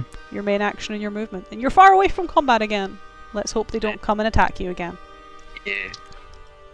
As let's put it this way, they're not very happy that they're now very toasty. Understandable. I mean, would you be Don't very have a good happy if day. you were toasty? No. Where'd my other dice go? Oh no, it's only 2 dice, that's fine. Your AC is what, 13 at the moment? It's 13, but I can make it 18 if I need to. And I'm getting the sense that I might need to. Well, one of them is a 21, so I don't think you'll get No. that one. Right, flat. The other one, however, is a 14. You know what? I'm already like half health. I think I need to shield. As I only need 2 for this one. As that is 11 damage. Yeah, that was a good idea. As Toasty Wolves, for Rodrik and Eidolon, you guys will get an opportunity attack. Against one of the wolves going after Ranagash? I will take that opportunity. Yeah, I'll go for that. How injured is this one looking? They are not very injured at all. Cool, I'll go with the sword then. As they are looking just very toasty, as Ran obviously scorched them. That's miss. That's a miss. That's also a miss. As the 2 of you attempt to, I guess, attack them on the way past, but as they use the carriage to almost leap and get towards Ran, there are now 3 wolves surrounding you, Ranagash. They don't seem to like you very much. As Rodrik, Paul, it is your go. So 3 wolves around Ranagash, and how many around us? 6. Though 6 around us. Wolfric seems to have at least one of the 2 that are kind of attacking him sorted. I think, and Eidolon seems to have this kind of handled too. He kind of fucked them up, and that fucking tendril thing seemed very dope. I intend to continue fucking things up. So I think I would run to Ranagash's aid. Cool. You get an opportunity to attack at least from 2 of them. I shall try to attack. So wait, I can have an opportunity to attack on 2 of them. No, they would No, have an they opportunity will be to attack attacking on you if you leave. because you're leaving their It might be- space. It might be Okay. best, Rodrik, just to stay here, and I'll go after Ranagash because I can do that. Fair enough. I'll do that then. So I'll attack one of the creatures in front of me. Cool. 19, That'll hit. and I'll attack again with my extra attack. An 18 That will also hit. class. So You should always roll again just in case you get a nat 20. yes. I was thinking that. I was just like, because I want to stylize it as him hitting his hammer and then hitting again like a flurry, almost. Plus 6 Like a flurry of blows. possible. So, first attack does... It finishes rolling. 20 damage. Woo! And the second... 17 damage. Cool. It be dead. Well, you think it's dead, it's turned into paste on the ground. Oh. It just kind of like a... like, fuck this thing. Like, I'm trying to like smear it into the earth. It definitely appears smeared. You don't really know what Eidolon was talking about when he said you couldn't kill these things. Is, you know, its head's caved in, its rib cage is broken and bent, and most of its flesh and sinew are now on the end of your hammer. So that was one of them. Is there another one near me? Mhm. May I frenzy, or is that like a? Do I have to? Is that like bonus action for next turn or something? No, you declare that when... I'm assuming you're a berserker in that case, Paul. Yes. You declare that when you go into your rage, if you're going into a frenzy or not. Okay. So essentially, if you wanted to do that, you can just say you did that when you went into your rage. Which means you have a bonus action attack if you want it. Is that good with you, Em? If I say I did frenzy when I raged? Yep. Cool. Then I shall take another attack on one of the other monsters that's in front of me. It just means that after your rage, you have a point of exhaustion. That's cool. 22. That will hit. Okay, roll damage. 14. Oof. It's like, after I finished crushing the other one, I looked to my sides, there's no one. Fuck. Smack. It's like a game of whack-a-mole. Very big, deadly whack-a-mole. As Craig, it is Eidolon's go. Having seen this, Eidolon's ready to head over to help Ran. Of course, seeing him pile drive in the head of the first one, Eidolon's just going to sigh before he starts the run. When that one gets back up, you'll have more to deal with. As Eidolon would, I am going to take the opportunity attacks. If they can make them. I don't know if they can or not. 2 of them would get a chance to. I'll say go ahead just because I'm comfortable in my AC. Yep, you're good. Yep. 14 and a 7. Yep, both miss. Then she just deftly ducking out the way. I'd run over, sword drawn. Is any of the ones attacking Ran damaged? All 3 of them are. So there's 3 around him. So it will be with the tendrils. I will not actually have the sword drawn if they're already damaged. As it's more going to the first one, I'll staticize it if I kill them, of course. So I'll just do damage first. That means if I hit first too. That's also important. 13? Nope. So another attack. 22? Yep. And I'll key point, make 2 more attacks. 19? Yep. And nat 20. Yes. So, it is that much damage. Yes, it is. So on the first one, that is 12 force damage. Is it still alive? Yep. And we'll make another one against this one, see if we can put it down. That's 12 more force damage.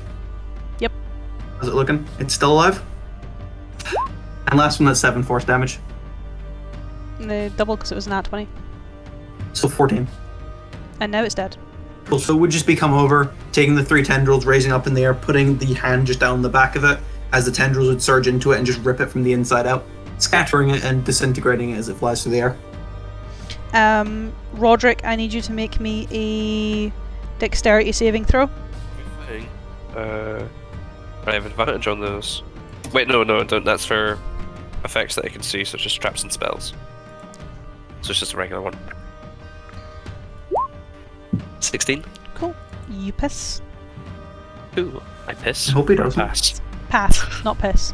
As the wolf that you smooshed into the ground, this monster that you smooshed into the ground, its, I guess, bodily fluid begins to start seeping from its corpse and bubbling into the ground, creating quite a large pool of acid that doesn't seem to bother the other monster in its radius. You are able to get out of the way before the acid starts to eat away at your own armour and your own boots. However, the sinew and bone and tissue that is left seems to start rising again, though more is, I guess, a mass of broken and battered flesh than an actual creature, as your mace made it lose all form, so it has no Mace? form. Mace? Hammer. As it has no form when it rises again. Fucking Christ, I was supposed to kill these. Fire. As I need to go 1, 2, and then 3. As the 3 of you, so, well actually no, it would be the 2 of you, because Eidolon is elsewhere at the moment, Wolfric and Rodrik, the 2 of you go around without being attacked, as these creatures seem to try and maul at you, they seem to try and claw you, seem to try and pull you down, but you are, I guess, a little bit more defensive in your stance and are able to bat them away with ease. As Wolfric, it is now your go. How many of them can I see that I can hit? There is 1 in your immediate vicinity, but there are, let me count, 4 more that are not too far away from you. Take it a Straight few down steps. Straight down the first one. That'll hit. Ooh, that's a good sign. That won't hit. No, that's damage. Oh, Damage. yeah. Sorry. It's because I get confused because Craig rolls. Another It's not divine much. smite. Oh! 8 and 7. That's pretty big. Shh. We should just like invest in like alchemist's fire just for their corpses. Yeah. It And then- is still alive. Well, I say alive. Fuck. It's still undead. Yes. It must have been on full hit points. Or is a bigger one. Or I don't know what the fuck that is. Yeah, Mine what is happened there? Roll 1d2 plus 7. Minus plus 7. You rolled a 2 at least. That will There we hit. go. There's that. That will, I guess, kill it, but you don't know how effective, I guess, radiant damage will be at keeping it down. Okay, and then I'm gonna run up to a nearby one, and I'm gonna end my turn there. Cool. As Ranaagash. Eidolon's You here, need to get but your fire stuff back. there's still wolves here. Eidolon is nearby, but there are also wolves nearby. There's one less wolf. Yeah, that There's is just true. the 2 of them. Yeah, there is just 2 Is of it- them. Okay, how damaged are they looking? Not very. They just look a little toasty as your flames start to die out. And are they still interested in me? I mean, they're Okay, also then kind of I'm- annoyed at Eidolon, but Okay, I won't do. Let's play it safe here, because I'm on 5 hit points. Now is not the time to be risky and brave. I mean, you do have a 14, Oh. a 17, and a 19. It's more, yeah, but I can't put them on damage rolls, can I? No, you can't. Put them on death saves. He's got a point. Let's not plan for failure here. Hey, they'd Let's all be plan for passes. cowardice instead.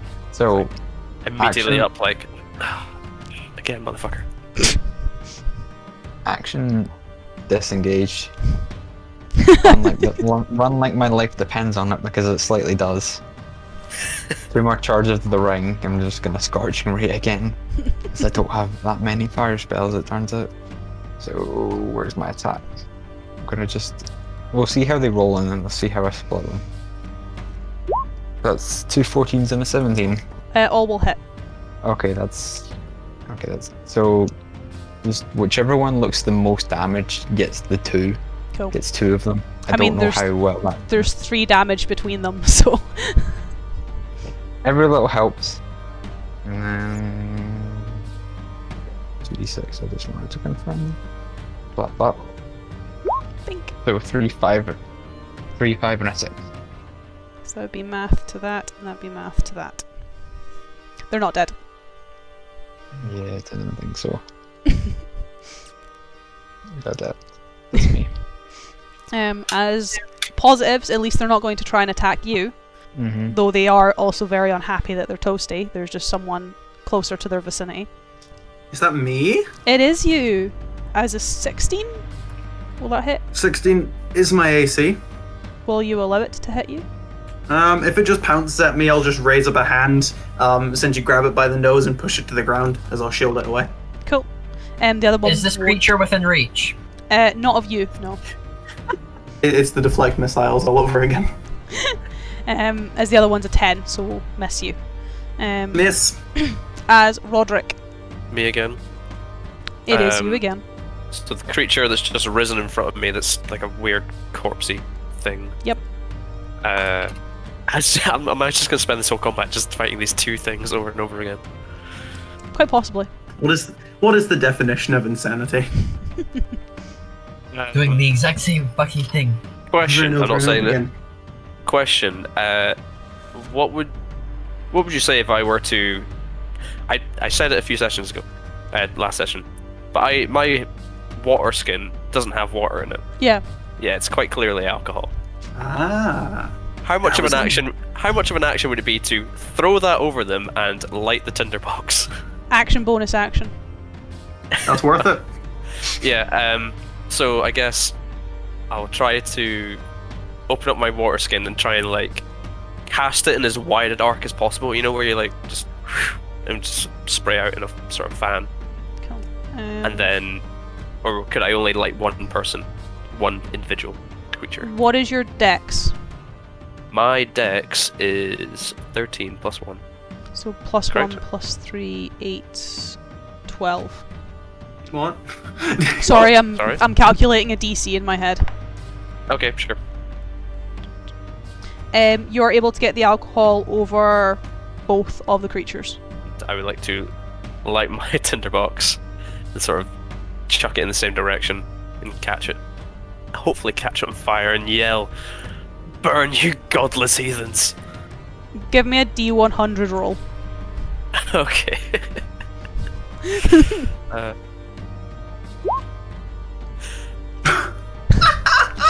So you fling the match, you scream it to the heavens to have them burn. Your match falls in the acid instead of the alcohol. And it just kind of fizzes out and bubbles, and the wood kind Why of do we- shrivels and breaks in two. Why do we not have a music bot to play the fucking Curb Your Enthusiasm theme? Sucks A to suck. 4. On a On a D100. D100. I hate this fucking game. It's a spell scroll, but again. Mm. What I did he mean- have to roll then? Well, I guess just yell out, "Fuck!" What did he have to roll up there? Above 60. Ugh. So he was a little bit off. Oh, just you know, this close, you know.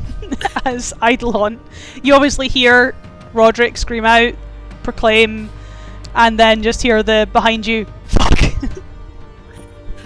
Madeline would just look up at Ranagaash more just with the like gesturing backwards, just like what just happened? You missed. He missed. As Eidolon picks up his sword again, takes it in two hands, and did you Scorching Ray? What you Scorching Rayed one, and then you sent 2 rays at another, yeah? Yes. I'll drive my sword into the side of the one that he hit with 2 of them. Mm-hmm. That's the 27. That'll hit. Let's see if this can kill it or not. It takes 19 points of damage. Yes. Essentially driving it through, and then with my other multi-attack, I'm assuming I don't need to roll to hit a dead thing. Nope. It's more just leaning down, pummeling it with my other fist, making sure it takes that.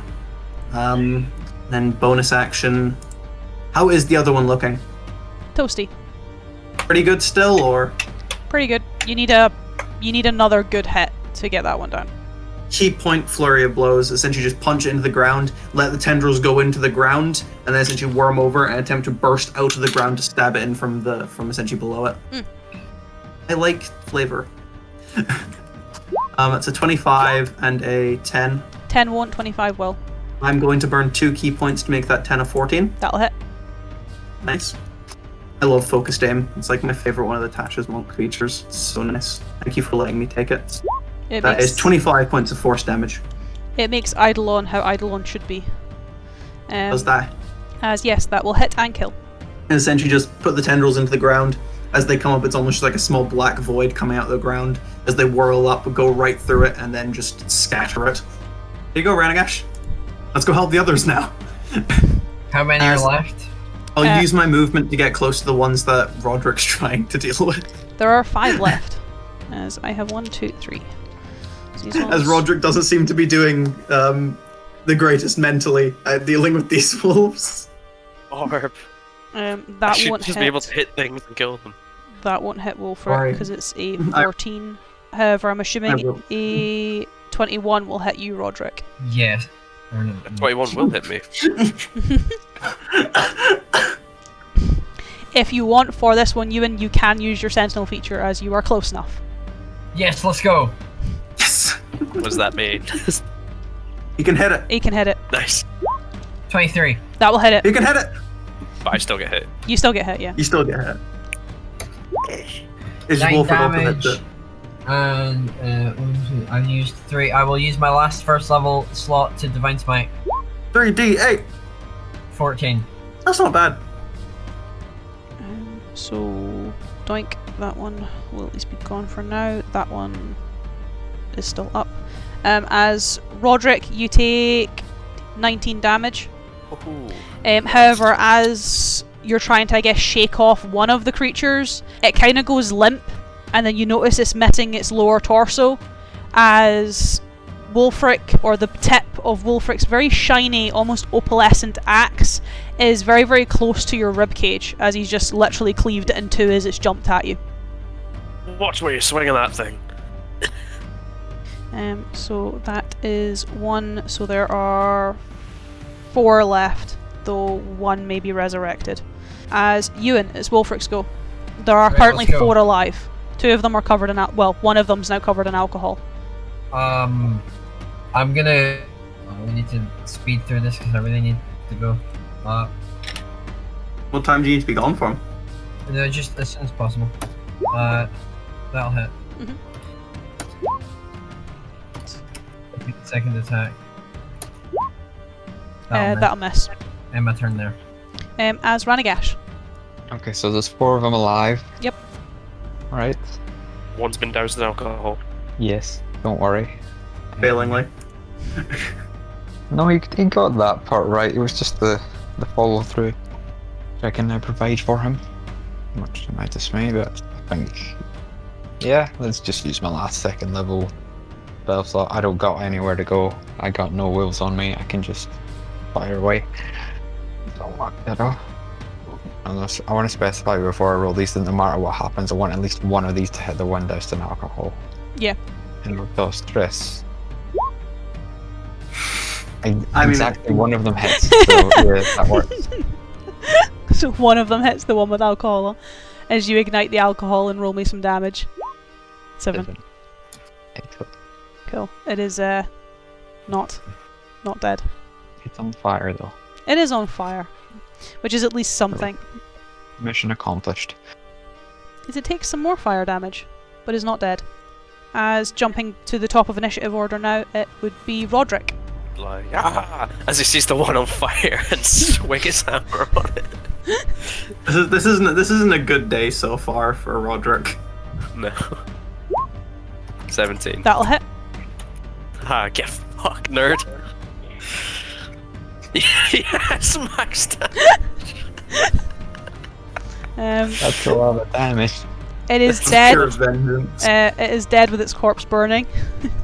Okay, I turn to the next one, you fucker. Swing on that one again. Rodrik is having a bad day. 15. That'll hit. Fuck yeah, you bitch. 14. Just like crush the one on fire. It is my warhammer on fire now. Maybe it's got a little bit of flame licking off the top of it. Roll me a D100. 65. You now have a little bit of flaming sinew on it, yes. Okay, so when I hit the other one for 14, maybe that, I don't know. It gets a Give me little bit something. toasty as it starts to almost... The flames lick it more than anything else. Okay, but it's still up. It is still up, yes. Okay, third attack. Like almost so like I smash the first one, sort of turns and like swing from the last one, spin around and hit it again. So that's my third attack. That's way. Yes. Oh. It's the feeling where Rodrik is more effective than Marcus are. Shut up. Yes. It's not wrong though. 38. 38 damage. As that one is also dead and also with a burning corpse. Oh, fucking, that was How many so, are left? so dumb, 2. all of that. Come on. Well, technically 3 as one would rise, and it's caustic infection, though none of you are in the radius for it. As I roll some dice. Those are better rolls. Though I still think I missed because you got your Shield of Faith up you, and so it would be a 19 to hit you, which misses. Oh, I missed Craig. That's pleasant. The other hits would miss as well anyway, because I think it's a 16, which you can I see shield. 16, yes. Oh, it's you have to say that it hit to make sure I know that I should use my shield. Sorry, I just assumed that you'd shield if it's 16. If it's 16, yeah, I'll shield, but tell me that because it's a resource. That's fair. And then the other one wouldn't hit Rodrik because it's only an 8. So Craig, because I missed you, I'll put you here. Sorry. Wait, you missed me in initiative. How Yeah. could you? So there's 3 left. Yes. You said one's just risen though. Yes. I'll take my sword and head over and attempt to deal with that one then. So that's a23. That'll hit. So we'll just roll damage sequentially. That is 22 damage. Cool. Since you're just driving the sword into it once. Another attack. 23 to hit. That'll also hit. That's 21 damage. It is dead. Then you just go over, slash through it again, let it fall to the ground, then taking the fist, dragging it up from the ground, pulling it up into the air, and letting the tendrils rip it apart in the air. As Oh, a turn for a death. Let's get this killing on the road. Wolfric. You look very much hurrying, Ewan. Sorry, I really need to use the bathroom. Why don't you just go then, Ewan? Because we're in the middle of something, I didn't want to...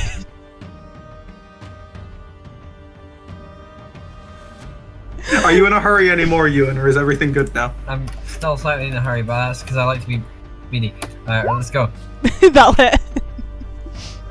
Ewan just likes to go fast. I'll go first. Yes. Hey. Nice. Some good damage. How's it looking? Not looking great. Not looking in the best way. Oh, that'll also hit. I can reroll 1s and 2s. You guys just want to put all these guys down? I can use my turn just to... It's still up, but very much looking in tatters. Alright, Ranagaash. Fuck it up. Ranagash, will you fuck it up? How many are left? Or how many are left standing? That's really the question to ask. 2. Excellent. Okay. Very coincidental because I have 1 charge left on my ring, and so I can dual target a nice. This is when little the firebolt. boss shows up after this. Shut up! Don't jinx it. So I'm gonna need 2 attack rolls. Are you going to attack rolls or are you going to port it? To guarantee. I need to guarantee a firebolt. It doesn't seem particularly crucial. This is when you miss and we die Yeah. next turn. They both hit. What was that, guy? Yeah. Mm-hmm. I'm sorry, Matthew, we just don't have a lot of faith in you. Oh, it's just mean! That was just cruel and unusual punishment. You're the guys begging me to use my portents to save your fucking lives. I mean, that's what they're there for. Calm down. Um, Yeah, 8 and 13. yeah, they're both dead. They were on 7 and go. 1 HP. Excellent. There we go. That's how it's done. As they are We very have to now. toasty. Well, no, you could have used your portents. What do you mean never use them again just to spite you? I mean, it's going the that way divination wizard anyway. isn't Just a nice little decoration for my box up here and nothing else. As yes, you're left with, I guess, ripped apart, torn apart corpses, some I guess to Rodrik's eyes, pretty precious looking crystals scattered around the battlefield and a lot of burning flesh. Rodrik is eyeing up the crystals, but he won't go for them immediately. As you guys are not too far from Kinreen.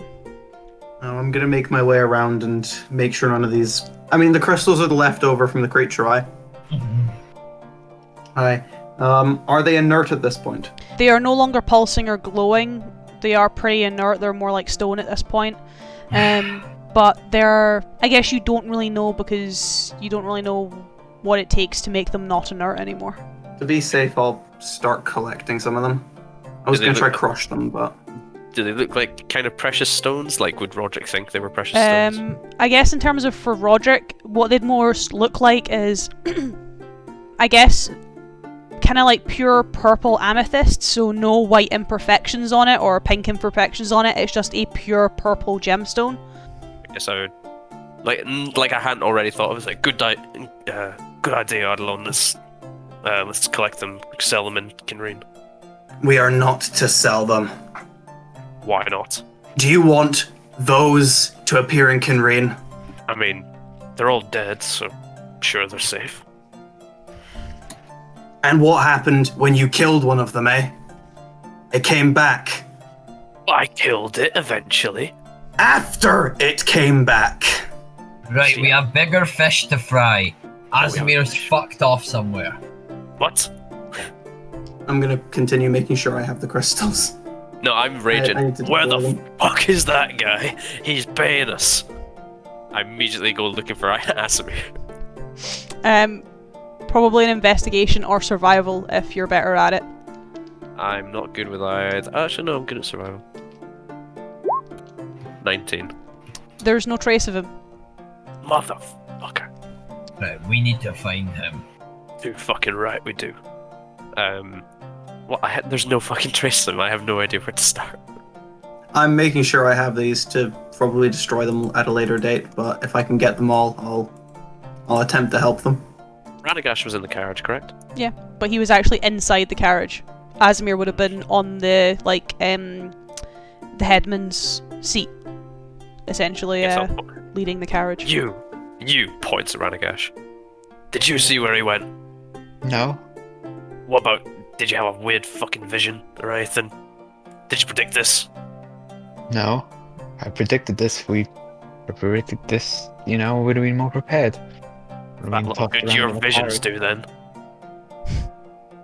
Rodrik is seething that he might not get paid. If I've been able to collect them, I'll make my way up a tree, leaving Rodrik to seethe on the ground, and seeing if I can just look over essentially the treetops, make any trace of either these creatures or, a body being dragged around, or Azamir just walking away. Give me a perception check. That is a 16, so lower than my passive. Passive being 19. You can't see anything. Although, I say anything, you can't see anything pertaining to Azamir. You can see Kinreen in the distance. It's not too far at all. Interesting. Did you have an idea, Matthew?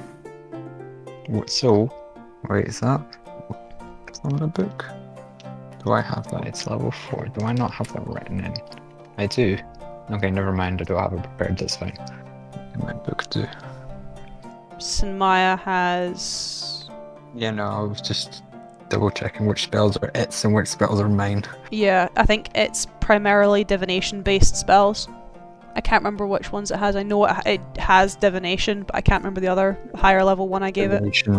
Legend lore. Legend lore, that was the other one. Mystical magic or phantasmal force unseen settlement. No, it's because I have locate creature in my spell book, but I Can don't you have it book- prepared. When you wrote not Wolfric's name, when you wrote Maya in the book, it gave you a detailed history. What would happen if you were Azamir's name in the book? Would it tell you where he is now? I mean, there's only really one way to find out, isn't there? I'm asking out a character because I just remember it worked when we were in the library, so... Right, we need to gather up and assemble and find him. It's up to Matthew if he takes that suggestion or not. I'll descend from the tree and agree with Wolfric. How badly do we want to find them? This is probably a trap. It's a trap. I'll actually, with that, I'll descend to Wolfric and just say, as much as I agree, there's a large chance this is a trap. Very true. Either set by the creatures or him himself. We know why. Well, we don't know why, but we know what his intention was here, so luring us away from there might just be exactly what he would want to do for us. Very, very correct. It's difficult to figure out what we need to do. Ran, as I'd call over to wherever he is. Yes. Any bright ideas? I mean, I could consult the book, but if we're looking to avoid a trap, I can leave that until Kinreen. How long does it take you to consult with it? Not long. Then do it now. Alright. I'll start walking around the perimeter, see if I can find any trace at all. Always worth a Alright. double check. Okay. And I will remember how to spell Azamir's name in character. Because out of character, I have it written down somewhere. If I change the spelling.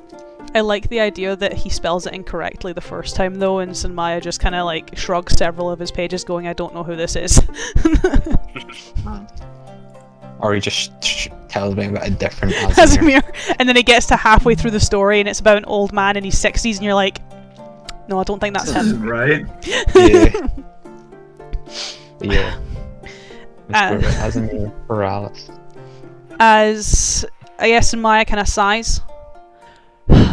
There's not really much to say about this one. He was born in the Citadel, mostly elven parents, came from a Ramba, descended lineage of idiots by the looks of things.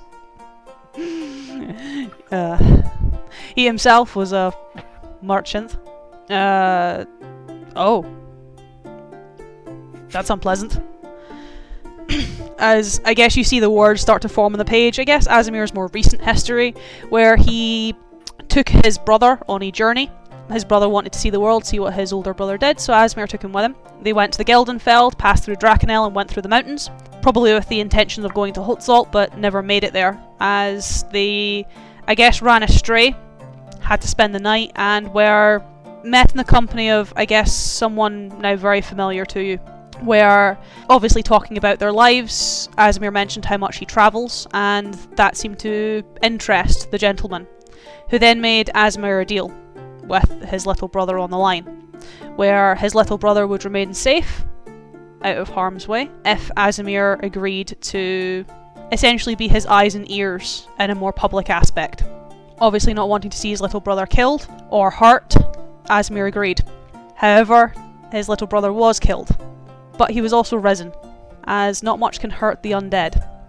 Cruel twist of fate. Another deal, another clause that seemed to have a catch to it. As from then on, Azamir kind of did what he was told, travelling where he needed to see where the world was progressing and what was happening. Even visited the walls of Aramba to see what was going on there. And all the while occasionally feeding back to this character until he was left to meet the four of you. Obviously Marcusar, not Rodrik. Where he was left at the scene, he himself had to put the arrow through his shoulder, and since then he's been, I guess, tailing you, watching you, and obviously hired you to get you to Kinreen. He didn't know what was going on here, and I guess from then on in, his story seems to fade. He is still alive, as the pages of his location, at least to where he's journeyed, seems to put him in a glade not far from the northern portion of Kinreen. We should really use this book more often. As Samaya kind of chuckles. Man's definitely an interesting one. I'll give him that. He is indeed. So now what? You're going to tell your friends that the talking book gave you all the answers? I suppose so. Sorry, I find it amusing when they don't believe you. I mean, I'm being honest, I wouldn't believe you either. Oh, that's fair. Yeah, I'll turn to the party and be like, you know of Kinreen, likely in a glade somewhere. Does he appear harmed? He seems to be alive. Alright, all we can do is head to Kinreen then. Right. We'll head to Kinreen. We'll deal with whatever this is, then if there's an inn there, we can stay there after. Yeah, there you go. As you guys head back on the road to Kinreen, a town where, well, two of you are relatively familiar with. One of you is stationed there, obviously being Rodrik, and the other one has lived there, being Matthew. So that'll be a an interesting endeavour next session when you finally get to arrive. Hey, who knows? You might actually get to meet Ranagaash's mum. That went so well last time we met one of Matthew's character's parents. Paul, you're not allowed to have dark web memes. I've grown since then. No, you haven't. I think I've gotten worse. Yeah.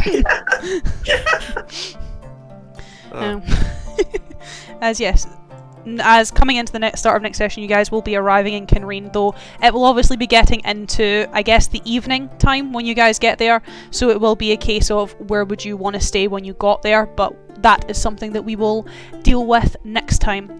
But for next time, for my boys, you guys are level 8. Let's go.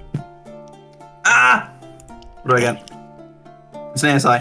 Fuck, why am I stupid? It I is didn't look. ASIs for 8th level. Let's Key go. point. And a key I will point do for that yourself. next week. Not a key point. Sort your healths, sort your levels, sort your features, sort your ASIs, and Wisdom. I hope you boys enjoyed, and I hope everyone watching enjoyed. But for now, it is goodbye from me, and it is goodbye from my boys. Goodbye. Bye. Bye. Bye.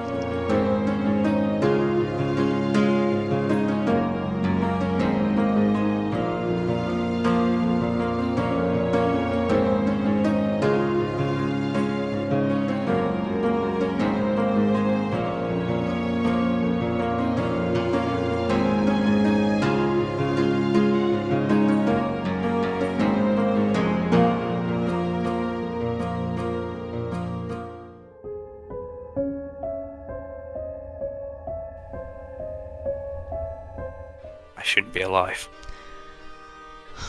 No, you shouldn't, but you're far more useful alive. Why can't I just seem to stay dead? I would perhaps have let you die if it's would have been more convenient in the way that you died, or if your so-called friend stuck around to make sure you were dead. Where have they gone? To Kinreen, I assume. Am I still in Westcross? Where they left you in the basement of the Halls of the Faith. What? What do you want with me? Straight to the point, I can at least respect that. You are looking for your dream's door, are you not? I don't know what you're talking about. Don't play a fool with me, Marcusar. I can kill you in an instant. Yes. What do you know of it? I know I can help you get to it. Maybe I lower my sickle, maybe just a little. How? This is where I guess I put forth my terms. You are useful to me alive, in more ways than one, but for now, my ways take precedence over those ways. What makes you think that I would so easily work for you? Because I can find the dreams. I can find the dreams door on my own. Because no one else is going to help you. Perhaps. No one has helped you so far. Everyone has kept information from you, and that Eidolon knows more than he lets on and has not told you anything, yet so willingly helps everyone else around him. He doesn't trust me. I wonder why. He doesn't trust you. So why should I trust you? Because I am offering to help. What would you ask of me? Well, I would ask that you return to your group with some extra conditions. Them being? Any matters that pertain to myself or the Blighted Scourge, you do not intervene. They're my party. They'll expect me to help. You could help them, just don't get in my way. It would be incredibly inconvenient if some of them were to die, so you need to keep them alive. And if I keep them alive, what do you have planned for them? It depends where they end up. You say a lot without saying much. How do I know you know what the dream store is, or where it is? I will give you my terms and then I'll tell you what I know. If you agree to them. If not, I will put you back on that slab. Markstar probably pace a little, and he'd be weighing up his choices. He understands this guy is not to be trusted, but he can offer me what I want.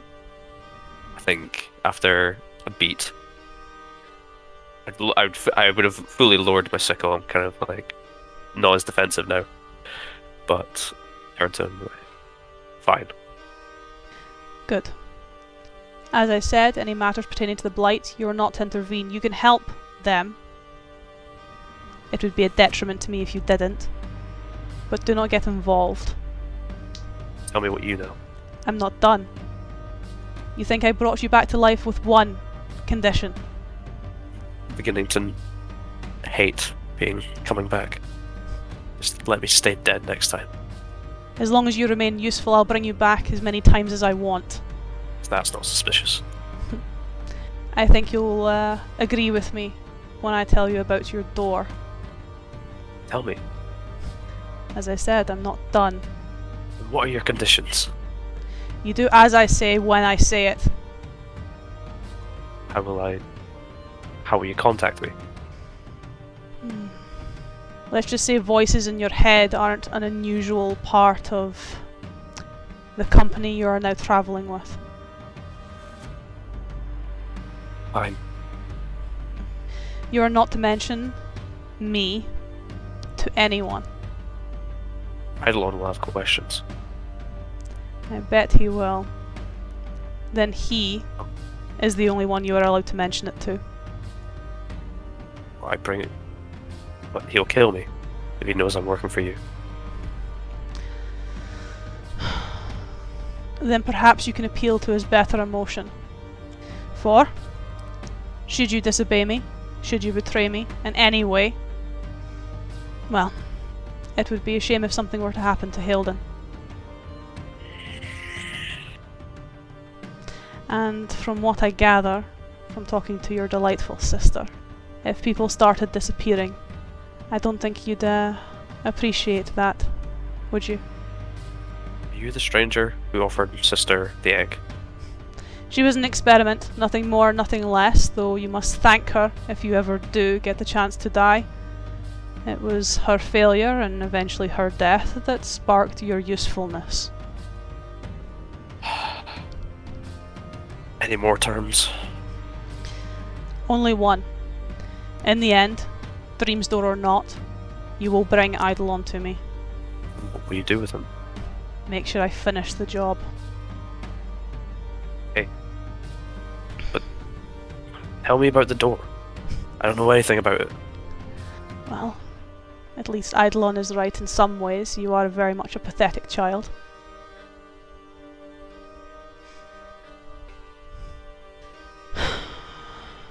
Your door is something that the watchmen are taught the moment they are in training. Okay. It lies beyond Aramba in the ruins of Ilvania and is currently closed. How do we open it? Why do you think you're useful? How are we supposed to get into Ilvania? Eidolon won't allow it. He said no one ventures beyond the wall. You watch as he kind of paces. That is why I have given you the permission to tell Eidolon about me. And about what I'll do to your family, should anyone else find out. There are some people on the wall that think they would be able to break such a curse. If you are able to appeal to his better emotion, make him believe that you truly care for them, he will take you there. Then when they do their ritual, you pretend to be fixed. He will take you over the wall, I will come and collect you and we can open your door. What happens when the door is opened? The world is birthed anew. And will she claim the world back for nature? She will eventually. What do you get out of this? I get to watch Eidolon suffer. I get to make his death slow, as once again I take everything he cares about and turn it to dust. Why all this hatred for Eidolon? He is a short-sighted fool who achieved far more than it's worth and got far more than he deserved. That's enough to help me help you. Yes. He was a spineless swine who had a perfect life and yet still worked just to spite me. He got the title I deserved, that I wanted. He got my command without doing anything.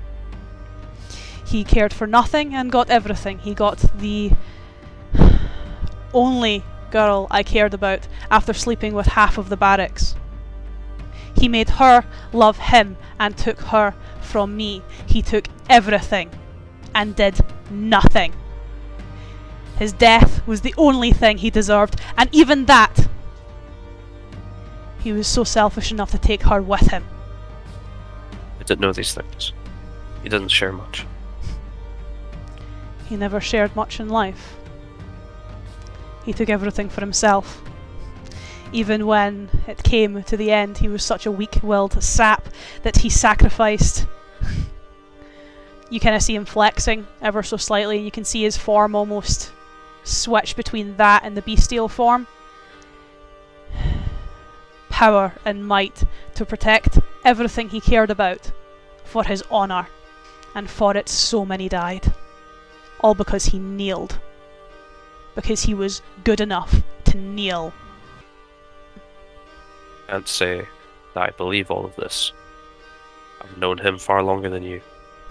He seems like an honourable man. And how much has he helped you? He's only threatened to kill me a couple of times.